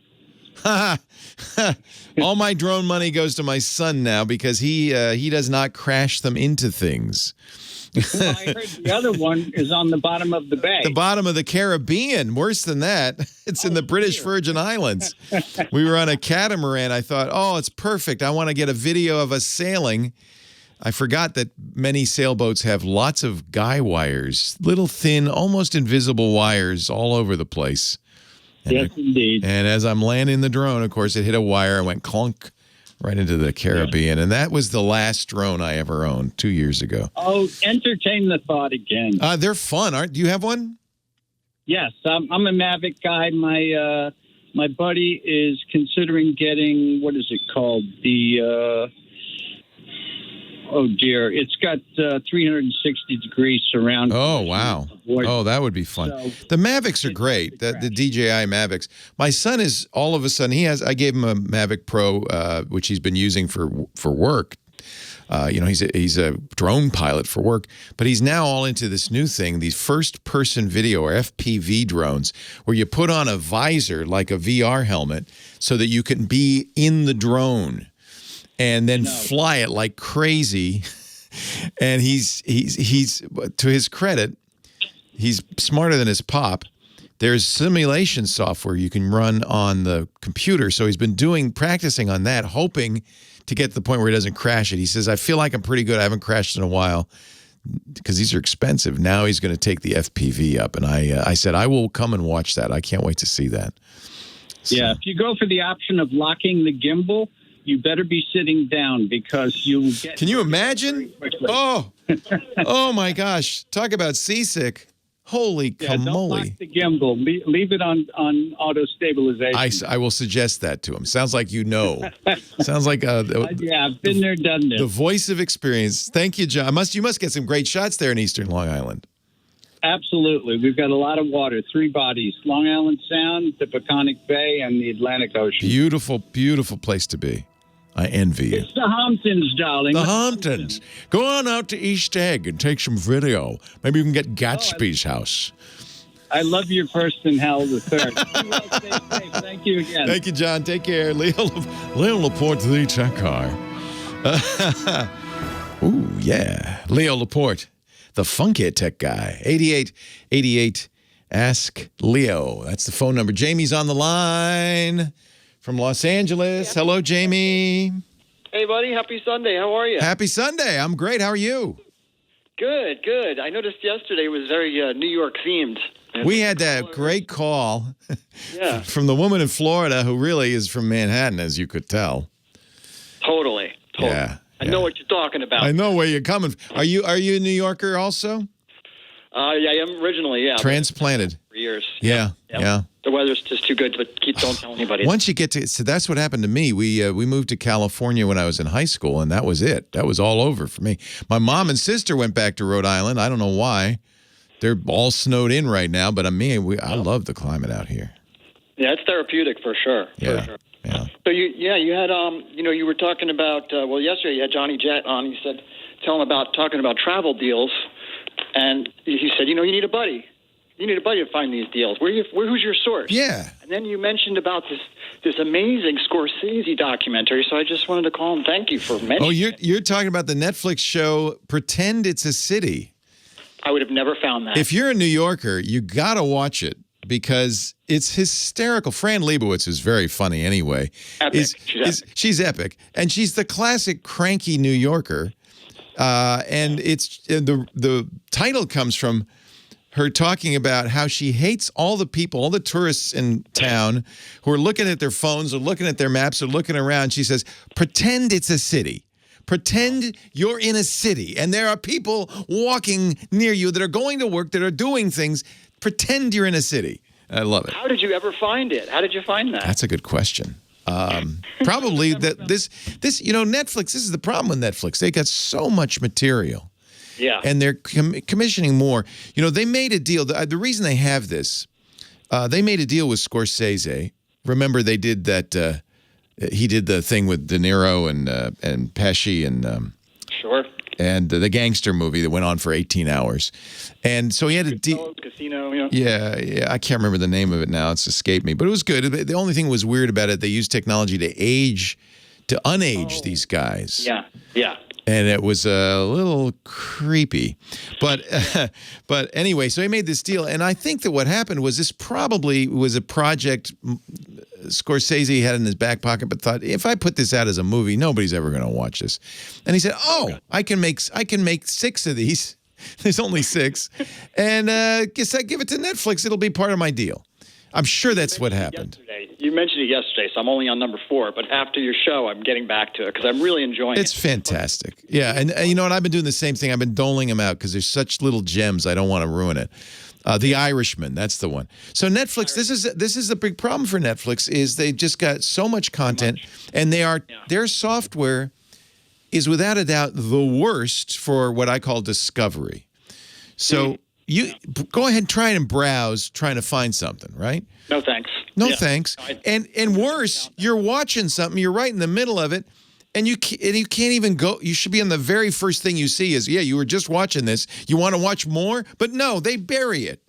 I can't get to the credit option before it skips to No, I hate that too. They're worse. They finally put in a feature that you can turn off the previews. Because I didn't know. There's a game. You probably still playing it then if you don't know about it. You have to do it on the web. You can't do it in the app. But there was a game where you try to scroll through choices on Netflix before the preview starts blaring, I don't want to see this clip. I'm trying to find a show. Stop it. So you can fortunately, you can now turn that off on the website. Hallelujah. Hallelujah. You just said a quick story that brought me to a question. I just called to say thanks, but it's funny you just mentioned being on the catamaran, and you're no longer the buyer of the. It's like the 3rd or 4th one I crashed, so I can't. I'm not allowing myself to buy another drone. Me neither. But I thought there was some kind of target where you could leave it at your feet. And this had that. That's how I was bringing it back. It says it had. I bought this Mavic Pro because I can't remember what it's called, Mavic Mini, because you couldn't crash it, and it had a thing fly back to where you took off from. I pushed the button. It didn't know that there were guy wires. It did, and it hit them, and so. There's no such thing as an uncrashable drone. Just give it to me, or apparently to Jamie here. Jamie, a pleasure talking to you. All right, just pretend it's a radio show. That's all I ask. Leo Laporte, the tech guy, the photo guy, coming up next.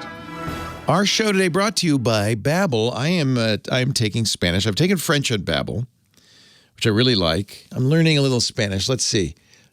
This is really beginning, so let's see. In Spanish. You greet people differently depending on the time of day. Okay. Buenos días, Laura. Buenos días, Laura. Okay. You say buenos días until midday. Buenas tardes, Pedro. Buenas tardes, Pedro. And then you say, anyway, this is the easiest way to learn a language ever. It's on my smartphone. The lessons are short, bite-sized, about 15 minutes.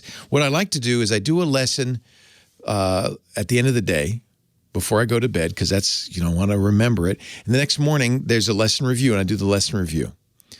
And in like half an hour a day, I am learning a language. Spanish, French, Italian, German. They have 14 different languages.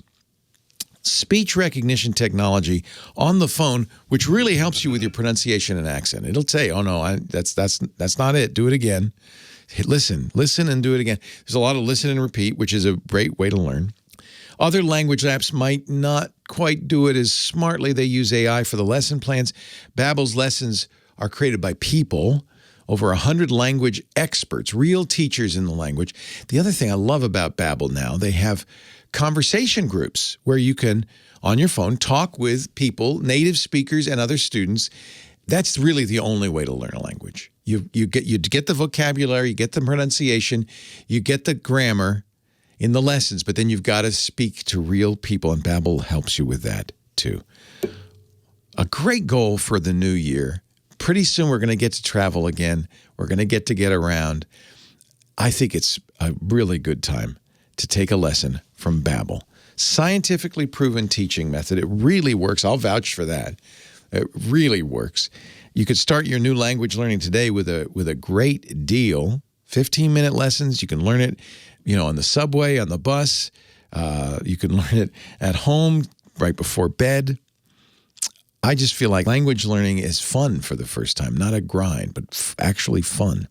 Right now, when you get a 3-month Babbel subscription, very affordable, you'll get an additional 3 months free. So that's basically 6 months for the price of 3, right? Babbel, Babbel. So you go to Babbel.com, and the promo code for this is Tech Guy to get the 6 months for the price of 3. Babbel, Babbel.com. Offer code Tech Guy for an extra 3 months free. I'm a big Babbel fan. In fact, it was an App Cap pick, I think, earlier. Maybe it was last year. Yeah, last year on iOS Today, because I just love it so much. Babbel.com. Use the code Tech Guy. Babbel, language for life. It's time to talk photography with my personal photo sensei, Chris Marquardt at Sensei, SENSEI.photo. That's where he does his coaching. He's helping us all become better photographers, whether it's with a fancy camera like he uses or just your smartphone, because it's the mind's eye that matters. Hello, Chris. Hey, Leo. I use my smartphone more and more, actually, because they're so good convenient. Now. It's always in your pocket. Yeah. It's really good. Yeah. Yes. So today we want to talk about something that is actually harder to do with a smartphone, although at least on the iPhone. Not impossible. Yeah, there are some apps that will let you do this. Long exposures. You don't even need a special app to do a long exposure on the iPhone. It's all built in. But I wanted to just give you a few examples of what you can do with long exposures, why they are so magic. And of course, with the long exposure, you want to put your camera on a tripod or prop it up somewhere that doesn't move. And then you get things like waterfalls, for example, turn into these smooth, silky strings of water. So beautiful. Now, how long is that exposure? Yeah, it depends. That could be anywhere between 1 and a few seconds. It's not very long, but it softens the water by kind of, smushing it. Well, it adds all these different places where those water droplets are and kind of makes them into strings that way. Yeah. Water surfaces turn into like very smooth, like the rivers, for example. I love rivers, especially with reflections, because the water surface, it evens out everything, works really well if there's not much wind, so you get this very reflective one. Or if you go to let's say to the sea where there is a surf, where there's foam on the water, and you do long exposures, sometimes in that context you might have to do a bit of a longer one. We're talking minutes. Oh, wow. Then with all the white foam on the water, this thing turns into, it looks like fog on the so water. this isn't fog. It's just the motion of the water makes it exposure. Oh, how interesting. Yes. That's beautiful. Of course, streams, the same thing with rocks that get that make the water move around them. You can get a real good feeling of how that water goes around rocks. But that is the water side, and that is very common.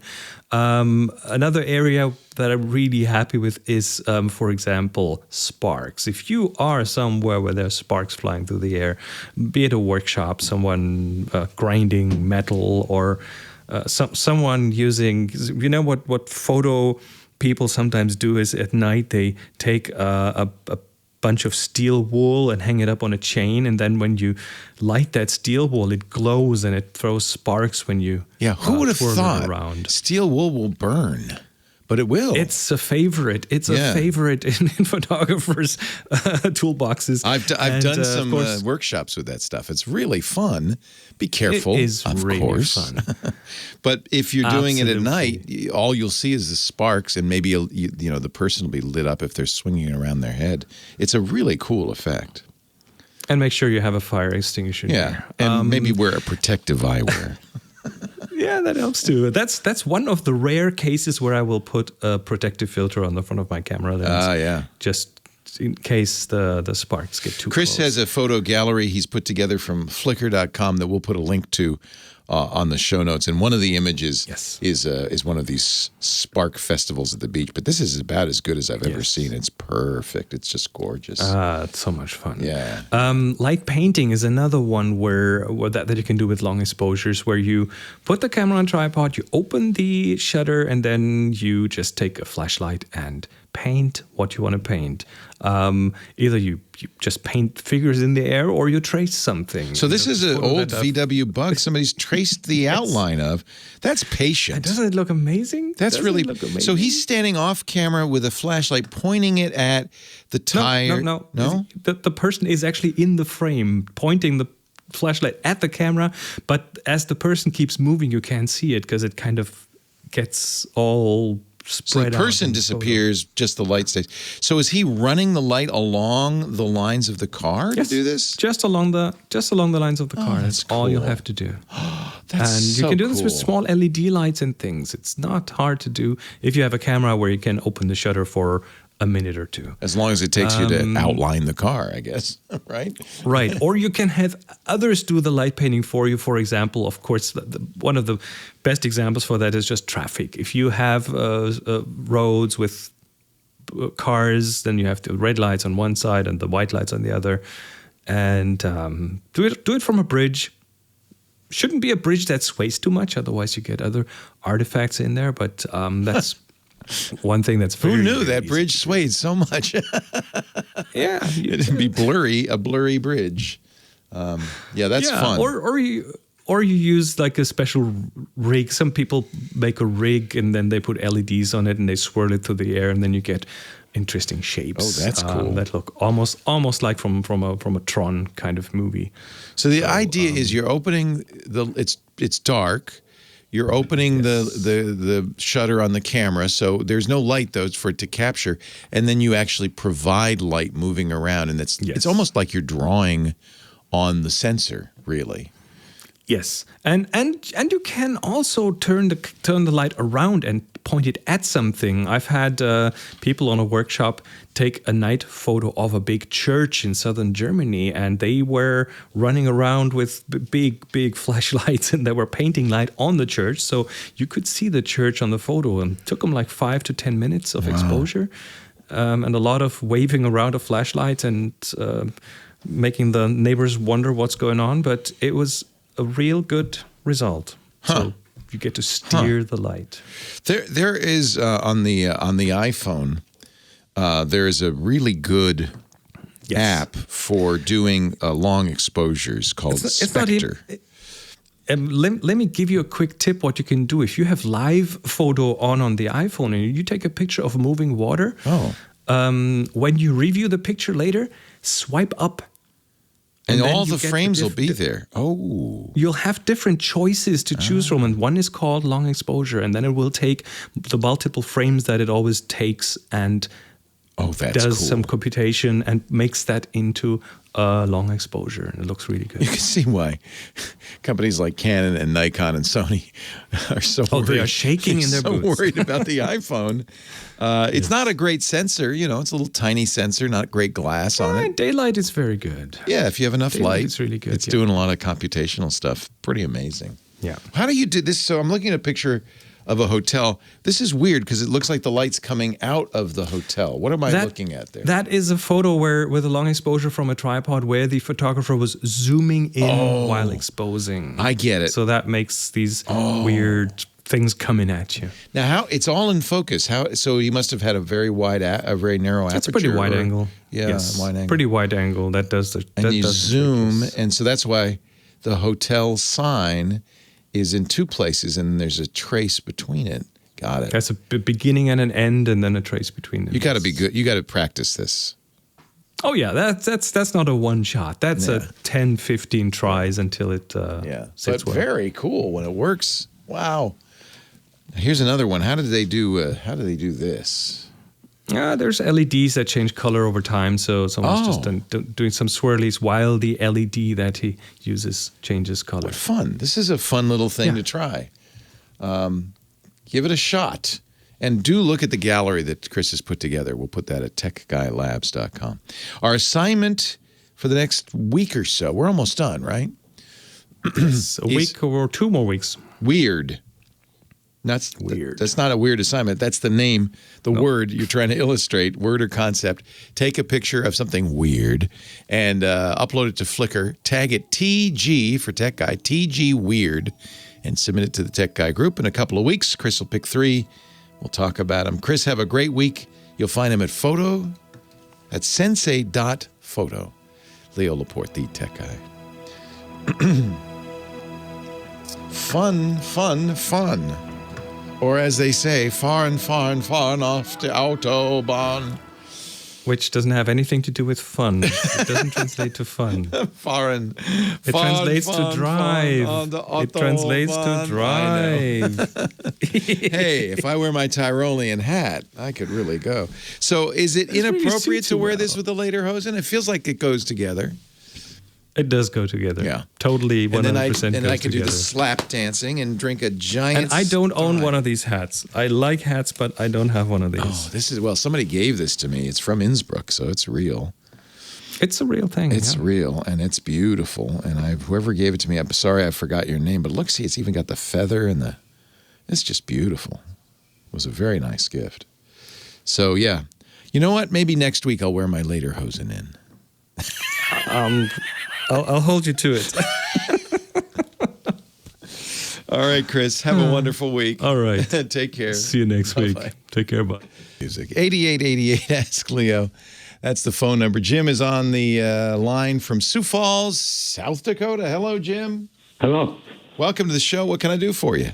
In the mall, our local mall, there's about the size of an ATM machine. There's a Bitcoin machine. There's a Bitcoin machine? Yes.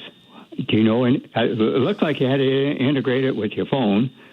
And do you know anything about it? Yeah, this. I'm surprised they're still around because you'd have to put in a lot of money to get a Bitcoin out of it. But these Bitcoin ATMs, there aren't very many of them, but they are. Actually, I'm looking, and there's a couple of them near me, believe it or not. In general, the way this is going to work is you're going to go to the ATM. You could give it cash because you're going to have to give it some money. And then it's going to somehow transfer to you a Bitcoin. Now, there's not a coin, obviously, although people have for fun made actual Bitcoin coins, but they're not worth anything.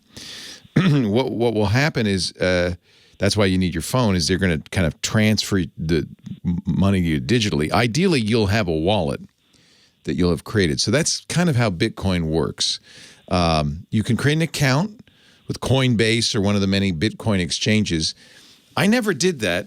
And I'm glad I didn't, because one of the biggest at the time when it first started was called Mt. Gox. They went out of business stealing pretty much, I think, everybody's Bitcoin, or it got stolen from them. I'm not sure where the Bitcoin went, but they had to go out of business. So a lot of people lost Bitcoin in Mt. Gox. It's not as safe as a real bank. So what I did is I used software. It was the original Bitcoin software called Bitcoin Core. You can still download it and run it. And created a wallet. The wallet is just a long number. That's your ID. Once you have a Bitcoin wallet, and it's stored in a file called wallet.dat, which is not very big, that DAT file is actually your ID. One of these ATMs, you would either have to give it your ID, and then it would, as a computer will, it would assign the Bitcoin you just gave it money for to that ID, in effect transferring it into your account. So it would be a way to get some Bitcoin. In theory, you also might use it to get real money out of it if you could transfer Bitcoin into it. I would stay away from it. So the way it works, if you have a Bitcoin wallet, you'll have a QR code, which you can scan. And then at the ATM, then you put cash into the ATM, and then it will transfer it into your account, in effect. Everybody who owns Bitcoin has a Bitcoin account. But Bitcoin is different. It's not a centralized thing like if you have a Bank of America account, you go down to Bank of America. With Bitcoin, and this is kind of one of the most interesting things about Bitcoin. You might have heard the phrase blockchain used. That's the underlying technology of Bitcoin and most other cryptocurrencies.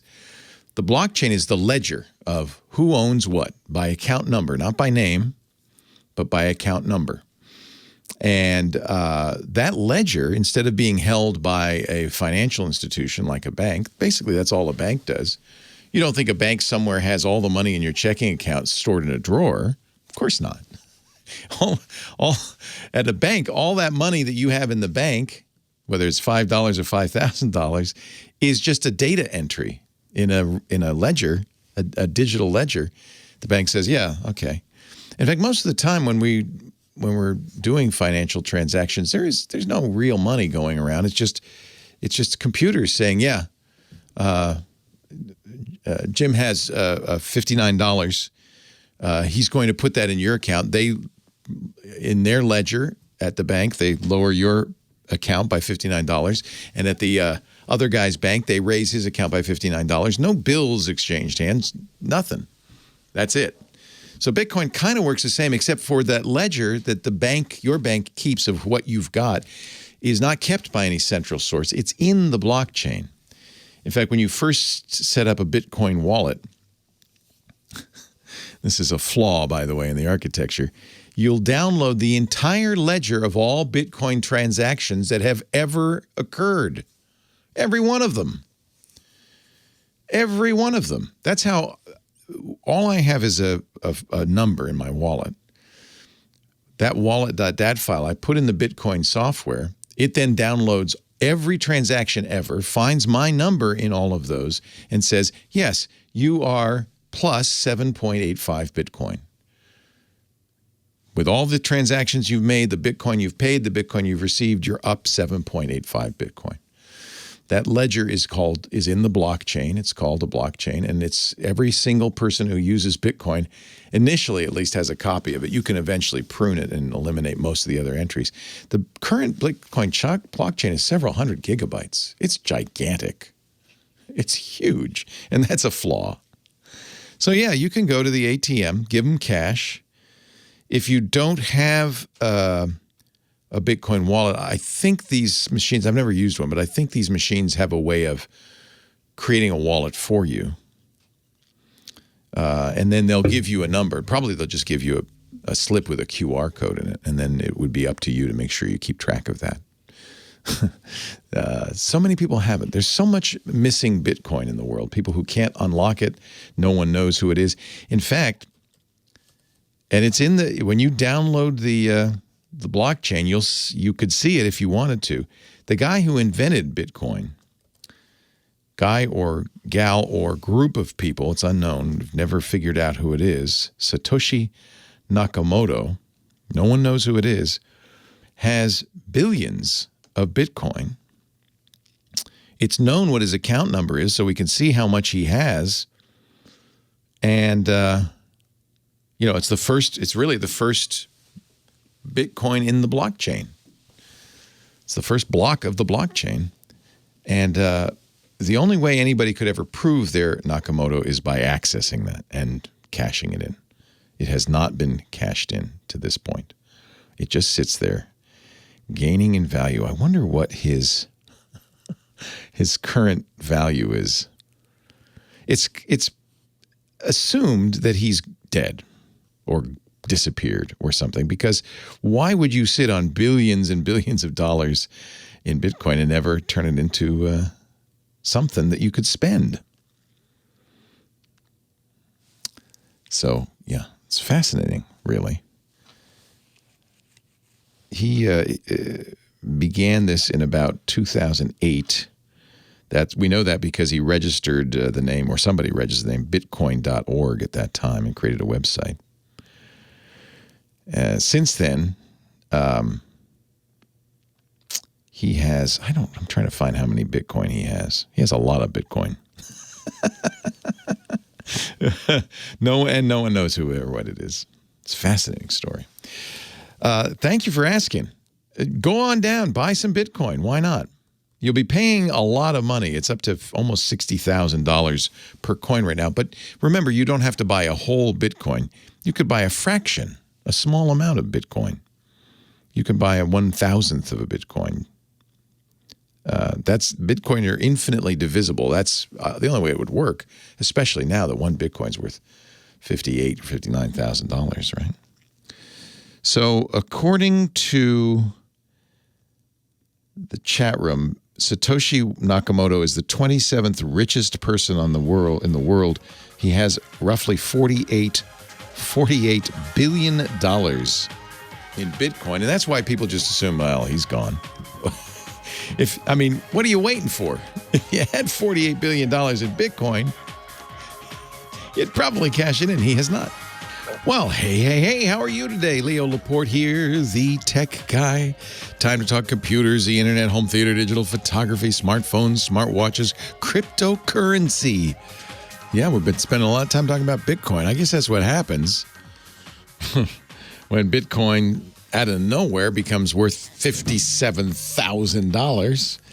If you want to talk high tech with me, 8888 Ask Leo. That's the phone number, 888-827-5536. Toll free from anywhere in the U.S. or Canada. Outside that area, you could still call. Just 8888 Ask Leo. Let's go back to the phones. If you just want to talk to tech, that's who tech is talking back to. No, that makes no sense. Spencer in Charlotte, North Carolina. Hello, Spencer. How you doing? I'm great. How are you? Well, I have this white boat anchor. It says MacBook, but it's a boat anchor. If you have a white MacBook, that's pretty old. Yeah. When did you? I bought it used. Okay. In 2016, I paid $125 for it. It was a pretty good unit. Worth every penny. It was probably about 6 years old at the time. Yep. It's now 10 years old. The reason I bought this thing is because the software that I was wanting to use does not run real well on Windows, and I'm a Windows man, so I had to go to an Apple unit, and this Apple unit would fire off my cameras. I had a D90 and a D700 Nikon. Oh. So you were using it for tethering? Yeah, it had a piece of software on there that you could make it fire the two cameras independently according to a schedule that you would put into the software. And I was using it for the 2017 eclipse, solar eclipse. Yeah, that's a cool idea. And there's a 2024 solar eclipse. And you want to use it again. Well, it won't go to Zoom on the web. It won't go to Apple sites on the web. Yeah. I mean... No, that thing is pretty old. I think your better bet would be to see if somebody's updated that software. Surely somebody has. Well, I know they have, but it's kind of hard to download that software to a boat anchor. What was the name of the software, just out of curiosity? Do you remember? I don't remember right off the top of my head, but it was written by this guy in France who's a very avid eclipse chaser, like all the rest of us. Yeah. And was it specifically for Nikons or? Well, it would do Pentax, mirrorless.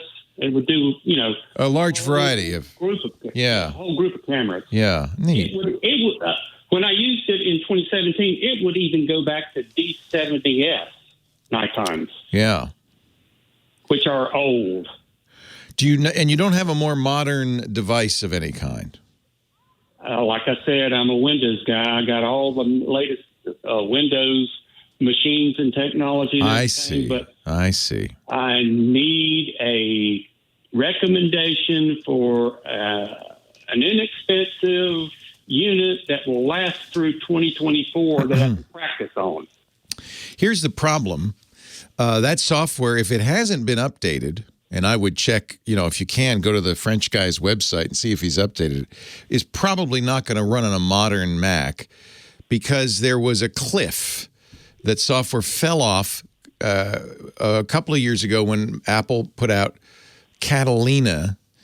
It stopped running 32-bit software, which was the majority of software in 2010 when that white MacBook came out, and almost certainly that program unupdated is 32-bit. So I think that he has a version for Catalina. Okay, so that means he's updated it. That's good. So you could, so that would be the first thing to check is see if that software is supported on modern Macs. If it is, you could get an inexpensive modern Mac, getting less expensive all the time. You don't mind used, right? I would rather have used. Yeah, you don't want to spend as much. So my recommendation generally, if you're going to get a used computer, is to buy a refurbished unit from the original manufacturer. That way you're going to be sure that it is, usually these are, especially in the States, these are sold as used only because they were sold new. The person took it home, opened the box, then said, oh, I don't want this, and brought it back. The law in California, and I think now federal law as well, says you can't sell that as new. That is now used, even though it may never have been even turned on. So Apple sells these as refurbished units. They have the full guarantee and everything. You save a few $100. You might save more. If you look for certified refurbished at apple.com, you'll find, and that would be a good place to look to see what you could get. It would be slightly used, barely used, but you're better off doing that than buying it on eBay. Although it sounds like you had a pretty good experience with this white MacBook. In fact, I noticed they're still selling these on eBay around $100. So you got some good value out of that. But like I said, you're going to want something more modern that'll run the more modern software. If I were you, I'd be looking for software that ran on Windows. Surely there is time-lapse software, software that will control a camera on Windows. There's got to be photographers doing that. Well, it's rather complicated in the fact that you have to take 1/800th of a second shot, then a 1/400th, and you have to time in between each one of these shots. So it's specifically for total eclipses. Yes. I see. Yeah, it's this French guy. Yeah. Yeah. He's probably the main guy doing this. Yes. And he never wrote it for Windows. He just wrote it for Mac. That's interesting. All right. He doesn't like Windows. I've talked to him before. Oh, you know him? Oh, interesting.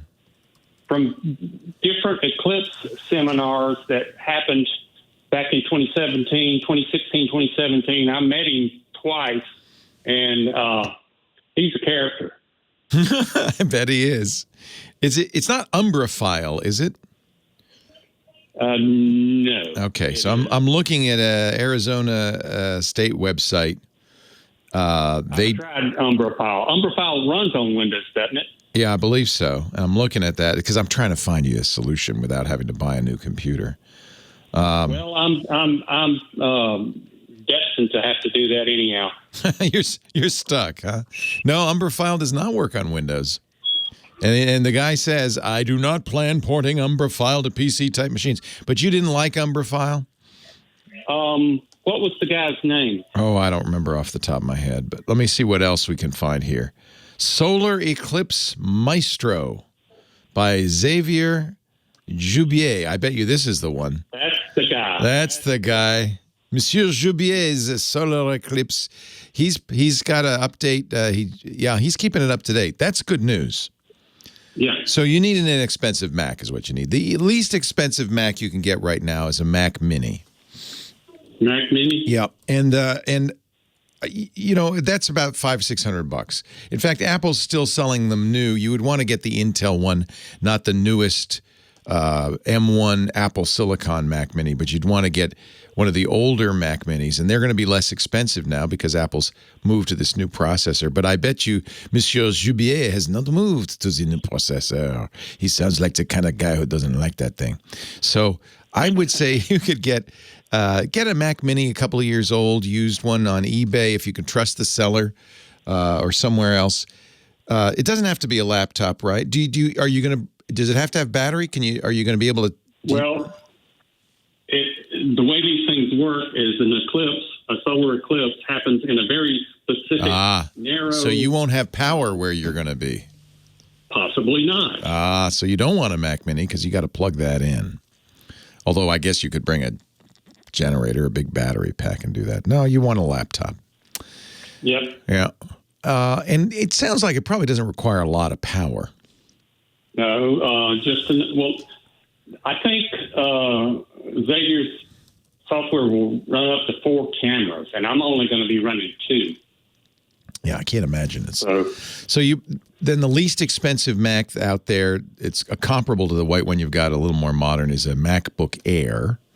They're very thin and light, and probably his software will run even on the brand new MacBook Air, which is $1,000. But I bet you could buy a used one for less than that. In fact, the used market for Macs is going to be pretty good because these new chips. I think a lot of people are going to be selling their old Intel-based Macs. That's what you want.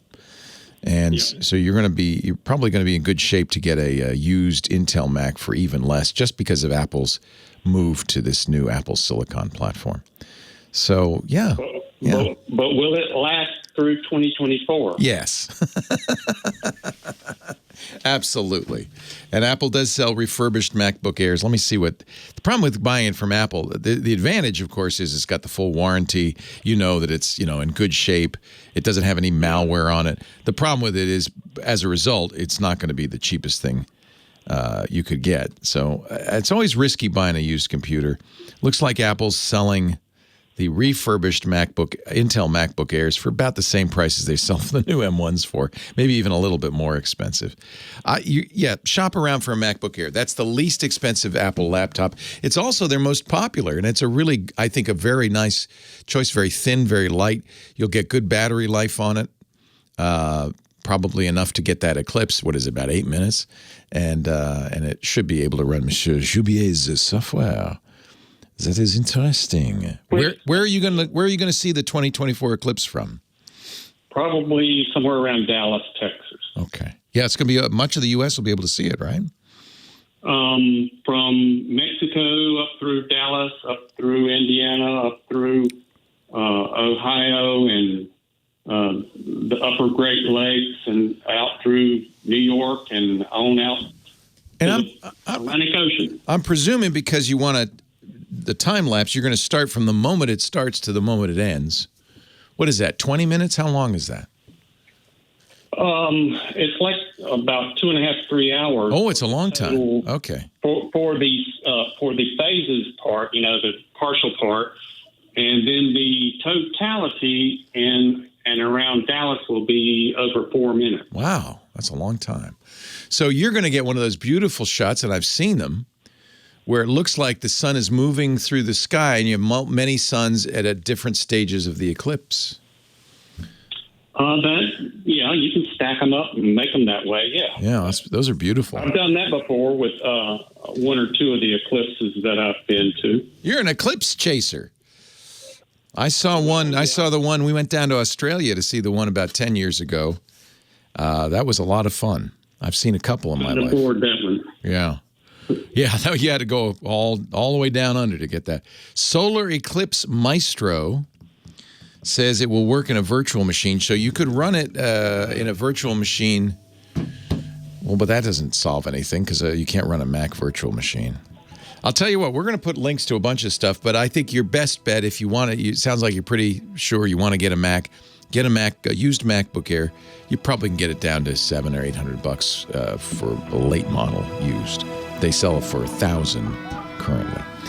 Leo Laporte, the tech guy. Now, let's see, if they'd replaced Metallica's music with this, it would have been okay. It's kind of like Light, Metallica Light. 8888 Ask Leo. That's the phone number. I hope I didn't insult anybody on that. Heather is on the line. My friend from Tinderhook. Is it Tinderhook or Kinderhook? It is Kinderhook. Kinder with a K.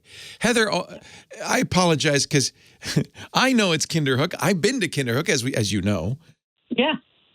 But I think Kim thinks it's Tinderhook. I don't know why she would think it's Tinderhook, Heather. But Kinderhook. How you doing, Heather? What's up? I'm doing fine. Thanks for taking my call. My pleasure. You help. We've talked before. You help your friends and neighbors with their computers. I do, and you help me. My friends. So it's paying it forward. That's good. That's right.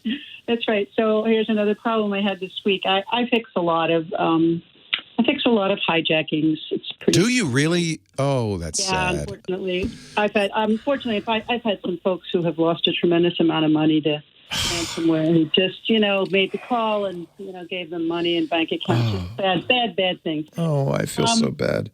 I know. It's an awful thing. I do my best to educate, but of course, if you listen to this show, you probably already know.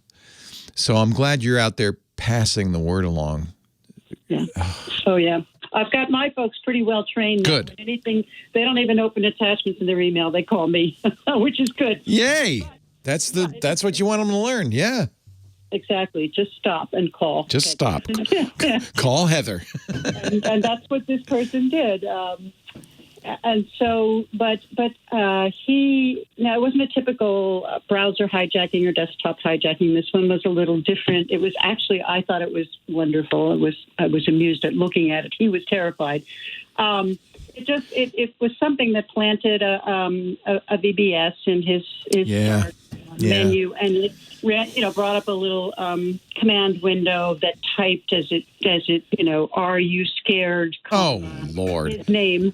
Yeah, and so he's really not hacked in any serious way, except that he's scared, and so he goes off and he pays somebody to fix quote the problem. But yeah. That's the scam. So first thing to do is get him off Windows. Yeah. Well, good luck. Try. I've been trying for years now, because you're more vulnerable there. But people have Windows. And the next thing to do is to not have them run as an administrator. When you get attacked, software generally operates at the same level you're operating as. So and I did this with my mom. I made an account that's her limited user account, or sometimes they call it standard user. And I also gave her a password for an administrator account. But I said, don't use this account unless you really need to install software or something. As your day-to-day operation, be a standard user. Because the malware is also a standard user and can't install itself. That's really a great way to prevent this. Leo Laporte, the tech guy. It's, it's not perfect, and your clients are going to balk because they're going to say, but I can't do everything I want to do. Right. But that's the point.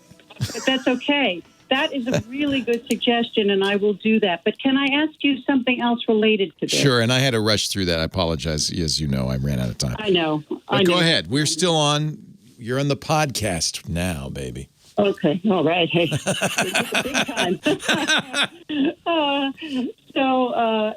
But this same type of attack he has gotten 2 times in 2 weeks. And I've often observed that people who are attacked are attacked repeatedly. And I know that some of that is behavioral, but some of it is not. I mean, this guy really just doesn't do anything all that interesting. And I wonder if you have any thoughts on that? Have they got his IP address? How did they get it? Is that why does he keep getting attacked? It's really simple. Yeah. The attacks come from a place. They don't just magically float in. So the reason the same people get hit again and again is they're doing the same thing again and again, whether it's going to a website, a normal website that has been hacked itself, or opening attachments, or they're repeating the behavior. They're not being specifically attacked in most cases. The people who do this succeed by casting a wide net. There's 2 kinds of hacking. There's this general hacking where they just want to get as many people as possible. They know 1% of them will fall for it and they'll make money. The other kind of hacking, which is targeted, is aimed at spies, politicians, celebrities. Those are targeted attacks. And it's very rare that somebody like this guy would be a targeted attack unless he made he spit in somebody's coffee or something and the guy turned out to be a hacker. It's very, very, very, very rare. Almost certainly it's because the guy keeps going to the same places, keeps doing the same behavior, and just keeps reinfecting himself. I thought that could be so. Of course, it could be behavioral. But I wonder, when you get people who are scammed on the telephone, if they pick up the phone and they answer. Yeah. Oh, yeah, you're right. Now we got a live one. You're right. And then they sell those phone numbers on. So you're absolutely right. Is it true that you could get a live one in some other way, like with the IP address or something? No, I don't think so. I mean, it could be, but I don't think so. Phone number for sure. Email for sure. And by the way, most of these emails are crafted in such a way that they know if you open it and look at it. So it may simply be that, he's signaling, there's somebody at the other end of this somehow. Right. And that may raise his priority. It may even be from the same people, but they just have a list. They're going through it, and when they got a hot one, they put a little red star next to it, and they call that one more often. Right. But it isn't IP. I don't think it's IP based. Okay. Because the reason is the attack would have to be IP based then, and so they would have to be, watching. I don't know how they would attack. Your IP address is known to any website you visit, but if a website's got attack material on it, they're not going to care what your IP is. They're going to give it to every single person who visits. They're not going to say, well, let's only attack this guy. Mm-hmm. So really, in general, the people who are attacking him are casting the widest possible net. And you're right. If you send a signal to somehow that you're a sucker. When we went to Mexico, my ex-wife and I were on the beach. There's a lot of vendors on the beach.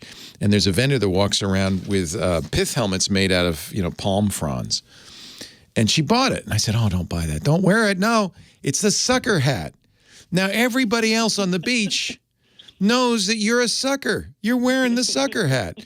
So maybe he's wearing the sucker hat. But generally, I think these guys aren't that sophisticated or careful. They're just trying to affect everybody they can. Yeah. So it was probably just placed on his computer by something, some infected. Some site he visited or some attachment he opened. Make him a limited user. He'll be much safer. I got to run. Nice to talk to you again. Say hi to Kinderhook. Oh, I think our space guy, Rod Pyle, who normally joins us at this time, is probably celebrating the Mars landing. Did you watch that on TV? I really wanted to talk to Rod about that. We can't raise him. We'll keep trying. We'll work on it. We'll get him on the horn if we can. Rod is editor-in-chief of Ad Astra, which is the official magazine of the Planetary Society. In fact, I've got some Ad Astra magazines here. It's such a great magazine. He's written so many wonderful books. In fact, I have a pile of them. I'll give him a plug, including Space 2.0, amazing stories of the space age, interplanetary robots. He's a space guy, and he's lost in space right now. So when we can get Rod Pyle on to talk about it. But I have to say it was just around lunchtime our time this past, was it Thursday? I guess it was, that Perseverance landed. We talked last week to Rod about the landing procedure, it's just amazing. We got him on the hotline. Hotline. Hello, Rod Pyle. Hey, how are you? Good. Phone works. Everybody else is on the phone. Yeah. Why should you be special? So I was just recounting this amazing thing. Of course, we didn't see video of it, but we saw the people at JPL, your old workplace, and they were, you could tell they were hanging by their fingernails. This was, what do they call it? The 7 minutes of terror? Yeah, because that's how long it takes to get down through the atmosphere to the surface of the planet. But what they don't mention when they talk about that, which I think I've mentioned to you before, is so the Chinese rover orbiter combo, which arrived on February 10th, goes into orbit for a couple of months, and then looks for a nice, perfect place to set down, and then descends from there. All the Mars rovers that the U.S. has done are just shot out of Earth orbit like a bullet out of a hunting rifle. And when they get to Mars, they go straight into the atmosphere at 12,000 miles an hour. So you got no latitude there. It's got to be perfect. By the way, I just got a great little Easter egg on Google. If you search for Perseverance, fireworks go up to celebrate. Isn't that cute? That is awesome. Even Google's excited. Go ahead. This is not only that, they have a helicopter, a drone that's going to scout for Perseverance as they drive around. It's pretty amazing. So that's Ingenuity. It's the first flying object on another world if you don't count things with rocket boosters. So in terms of an atmosphere, and Mars's atmosphere is only about 1/100th of Earth, so you got to be very clever. So it's got 2 4-foot contra-rotating helicopter blades on it. 4 feet. Oh, that's big. Wow. 4 feet, and the thing only weighs 5 pounds. Yeah. So it's strapped to the bottom of the rover. So they got about a month to maybe 6 weeks of commissioning. They got to do software checks. It's just amazing they could do this all. What is the time delay from Mars to Earth? It's about 11 and a half minutes right now. So of course, all these things are soloing when they go in. They can't control it. In fact, we were watching 11 minutes after it already happened. That's right. And so it was a fait accompli. And all that, by the way, through a G3 PowerPC processor that runs 133 megahertz. It was designed in 1997. But I have to point out, Ingenuity, the helicopter, is running on Linux, running open source software. Yeah.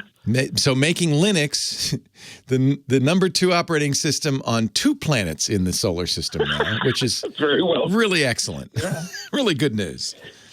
Now, there was circulating, and it fooled me, and I wanted to warn people, a video with sound of Mars. And I ran over and said, because I'd heard we were going to get sound from Mars. I said, honey, listen to Mars. That was a fake. Oh, well, there is. It's interesting. But we're going to get tomorrow. We're going to get sound, I think, right? Yeah, soon. We're going to get sound, and they're compiling the descent images because they also were able to get back the imagery from the descent. So can't wait. We've seen that one picture of the rover. I hope you saw it below the Sky Crane rocket pack as it was descending and it touched the ground. That was an amazing shot. Yeah, you could see the cables holding it. That was a full color shot. The first shots we got were from the backup camera and the go forward camera. Those are from the nav cams. They just look like a Walmart parking lot with some gravel on it. Yeah. But we got the first color shot back, and those are also from the nav cams. They haven't put the mast up yet. So once that's up, we'll get better quality images. Yeah. 4K images. 4K. In stereo if you want them that way, and with a zoom camera. So that's all really cool stuff. And once they got the helicopter dropped, and again, they got to drive to an area that they think is ideal to do that because they don't want to have any more rocks or craters or anything else in the region immediately around them for it to land on because they want it to land upright. But we'll get at least 5 flights out of that. And it's really experimental, but it does give them a chance to do a pop-up look ahead. And that can aid in, of course, planning the drives because the drives are also largely autonomous. So they plan where they're going to go, generally, tell the rover where to point, and then it navigates itself while it's moving ahead. So it's a little bit of self-driving tech, if you will. It's just really slow, like, a few inches an hour. It doesn't go very far. Well, there's no rush. There's no hurry.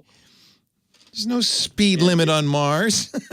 Take your time. If you looked at the landing area, they're in a riverbed. They're in a riverbed, right? Yeah. Well, it's actually called Jezero. Everybody pronounces it wrong, but it's a river delta where a catastrophic flow of water breached the rim of the crater at some time, probably about 3.5 billion years ago, came flooding in, created this instant huge river delta.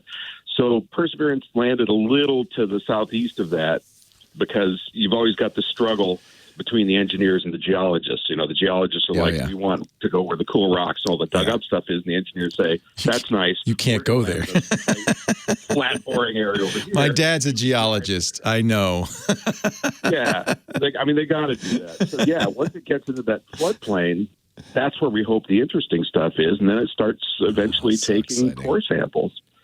And those are the ones we're going to, we hope, bring back to Earth in about 5 or 6 or 7 years with a joint NASA-European Space Agency. This came at a good time for America. This really, I think, helped boost our morale. And it also encouraged, as power and water's out in Texas and the quarantines now reaching a full year, we needed something to show that, we still can do stuff. And boy, is that an amazing thing that we did. It's just amazing. And it was so spectacular. And I mean, I'm sure everybody had their private fears about it. Obviously, the JPL people who put a decade or more into this did.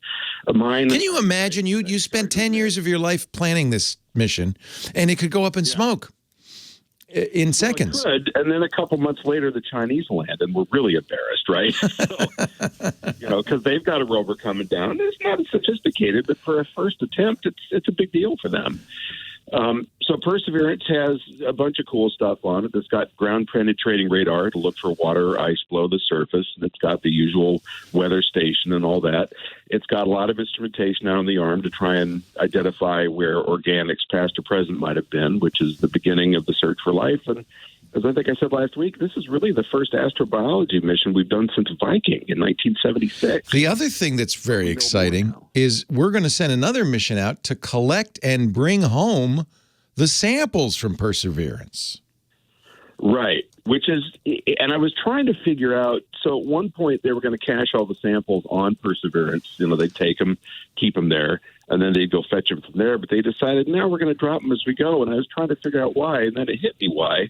If the Fetch rover, which is the one that will go up in 5 or 6 years, doesn't make it all the way to Perseverance, you at least get to pick up the samples that you got to. It's like Hansel and Gretel. They're leaving little breadcrumbs for MSR. Aw. Aw. Hey, Rod Pyle, spaceman, author, Space 2.0, editor-in-chief at Astra, space.nss.org. Thank you, Rod. Thank you much. And thank you, JPL. Man, you made us all proud to be Earthers. They knock it out of the park every time. And, they say 2 or 3 year primary mission, but we know it's going to be longer than that because it's always longer than that. Yeah, Curiosity is still wandering around. still wandering around 8 years later, and both these have nuclear power supplies, so they got a half-life of 80 years. So the hardware won't last that long, but I was literally in tears. I mean, it's so moving and so exciting to be. Oh, look, we've got a picture of Rod Space Guy, and you're in front of the JPL trailer there. That's cool. That's actually that's a machine called Athlete. It's this big 2-story high spider-shaped robot that is really creepy when you first see it. No kidding. But I just couldn't resist getting a picture up next to it. By the way, I was on OBS Ninja today, so I don't know what happened. I saw you. Huh. And you clicked the link because you have to call us with that. Yeah. No, I saw you talking, and I saw my video frame come up. Oh, and John says he told you not to send video. I didn't. And so, right. And so I killed the video. We had no way, I guess, of knowing you connected. So that was our fault. Our bad. John, I guess we did have you, and John just didn't realize because he didn't see anything. He saw a black frame. Okay. So I should ping him with the video first and then switch it off. Yeah, maybe. Yeah. Start with video. That's not your fault. Our instructions have now been changed. Start with video and then turn it off. Yeah. But you know, it's really good that you know this backup because this is just as good from the radio station's point of view. Okay. Yeah. But you don't get to hear my dulcet tones uncompressed. Oh, you still sound pretty damn good. Well, less compressed. Okay. Well, that's because I got an iPhone. Because I believe in Apple. It sounds all right. Wow. It was, you know, it's just so, and to watch these people at JPL, and you could tell they're just on tenterhooks, not kinderhooks, tenterhooks. And then when they get the message, it's there, it's operational, it's alive. The joy was so exciting. Well, so and the exciting. guy, if you watch the live stream, the older guy who looks a little bit like a handsomer version of me, who was masked, who was kind of doing the on-scene moderation. He was like, wow. He was practically in tears. He was so excited. That's because he was the chief engineer for all the rovers up through Curiosity. Oh. And now he's the chief engineer for the whole lab, so he's got time to do this moderating thing. And he's good. I really, you know, the thing I hate about SpaceX is they got all these young people, you know, professional announcers. I wanted him. He's the guy. You want to hear the guy. And he was great. Well, SpaceX people are engineers. I know, but they pick them for their telegeneity, not their experience, not their gravitas. Public speaker. Oh, he's great. I didn't know who he was, and I loved it. And man, what was nice is they cut away from him for a long time so we could watch the landing. And then you can hear him in the background kind of panting. And they cut back to him, and he's like, he can't believe, he's so excited. It was really great. It was so great. Well, what a career. And I joked, I wrote him afterwards and congratulated him. And I said, okay, I'm betting. He's got a twin brother who also works at JPL, who's also brilliant. And I wrote him a note saying, okay, tell me the truth. Which one of you was it? Because I bet you wanted to be on the beach relaxing and celebrating with a margarita. But he said, no, it was me. And I said, okay. How exciting. Just really great. So nice. So nice. And this is, this may be in the next few years, this may be the mission that says, yes, there's life elsewhere. Right. And then we have to determine whether it came from Earth on an asteroid or something, or whether it came from Mars to Earth, which is also possible. Rod, I gotta run. The music's saying I have to go. You betcha. Talk to you next week. Oh, thank you for letting me do this show, man. I am so grateful. Thanks to Professor Laura, our musical director, who dug deep to find the Metallica cut. Where did you find that in the library? That was under a lot of dust, I think. Thanks to Kim Schaffer, who answers your call and gets you on the air. She does a great job. Thanks to all of you for listening. And for those of you who call, thank you. A few more minutes, a few more calls before we sign off for the week. And one of the things I don't know if you saw the Intel tweet. Intel obviously a little pained by the success of Apple's M1 processors. So they tweeted a little, kind of mocking tweet saying, let's see, what was the exact words? Oh, here it is. It's on Twitter. If you can power a rocket launch and launch Rocket League, a game, you're not on a Mac. Go PC. Like, hey, if you really want to do serious stuff with a computer, like rocket launches, or even if you want to play games like Rocket League. Now, I'll grant you can't play Rocket League on a Mac. They stopped making that a couple of years ago. But I did notice when I was watching the video from JPL as the Perseverance was landing, quite a few MacBooks. So I think maybe you can power a rocket launch with a Mac. I might be wrong, but it looked like maybe there was just the social media guys, right? I think they use Macs there. In fact, the displays, there were two big displays, big screens showing, what was going on, and then later showing pictures from Mars. One of them was running Windows, I noticed, and one of them was running a Mac. So I guess both. DW so they're fine. They're both okay. No need to throw shade. DW on the line from Morrison, Colorado. We're going to continue to talk about space. Hi, DW. Hey, superstar. We're excited to be here. Chris in Miami turned Miss Helen and I, my wife and I, on to you and your call, and we're kind of excited about that. We run a call every day, 5 days a week that crosses over about 30 countries. But I got Wait, slow down. DW, first of all, even if you hadn't told me you know Chris from Miami, I could have told it, because you drink as much coffee as he does, don't you? Another thing called sport that's just been lighting up the charts. But he's a coffee guy. He gets 20. Oh, he loves that. I know. He's crazy. You kidding me already? He's a bag man. He carries a bag of coffee. Matter of fact, he wears a helmet. He wears big old construction hats. He's got 5 jugs on top of it that just drain down into him. He's doing it intravenously. Now, what is this phone call you do? Is this for public consumption? Yeah, public consumption. And what I do is we just help people create cash flow, and kind of get a little side hustle going and create cash flow. That's all we do. I mean, where would I find out more about not this? Not be owned, but to own. To own. Real simple. Where did I find out more about this? Well, you just you can shoot me an email at danielwhitehead7@gmail.com, and I'll shoot you some stuff back. Oh, okay.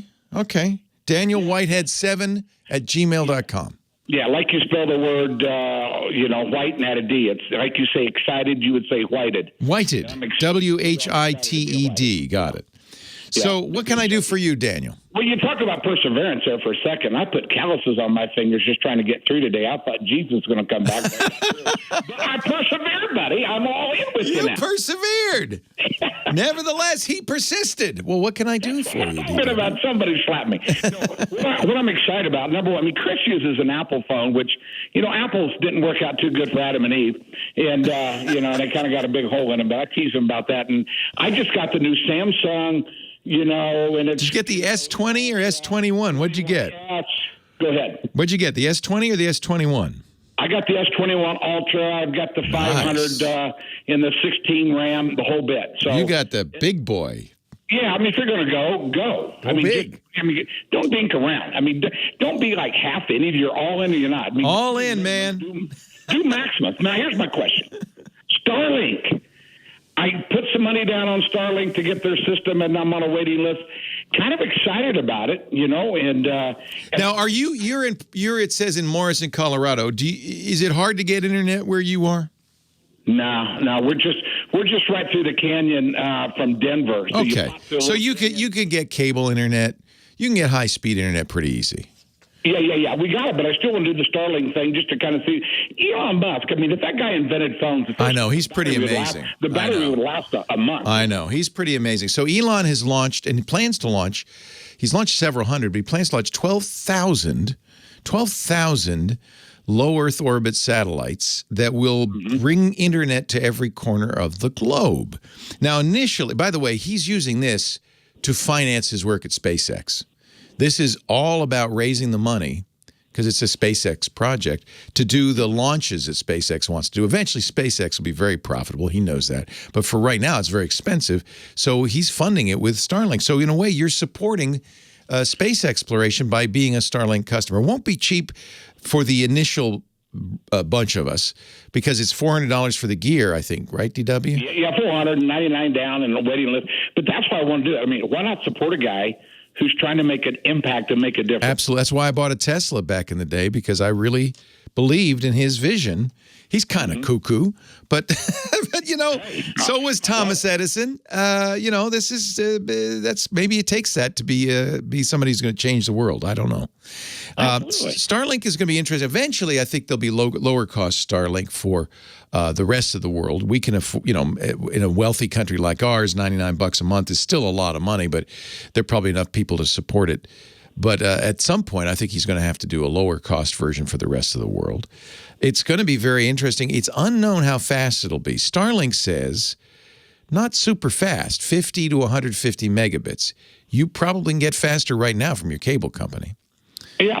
And the latency will be higher than your cable company, unknown because it's a satellite, but he's predicting very low latency for a satellite, 20 to 40 milliseconds. That's still higher than your cable company, which is more like 10, but usable. So here's the deal, DW. When you get it, will you call me and give us a review? Absolutely. What number you want me to call? Same one? Yeah.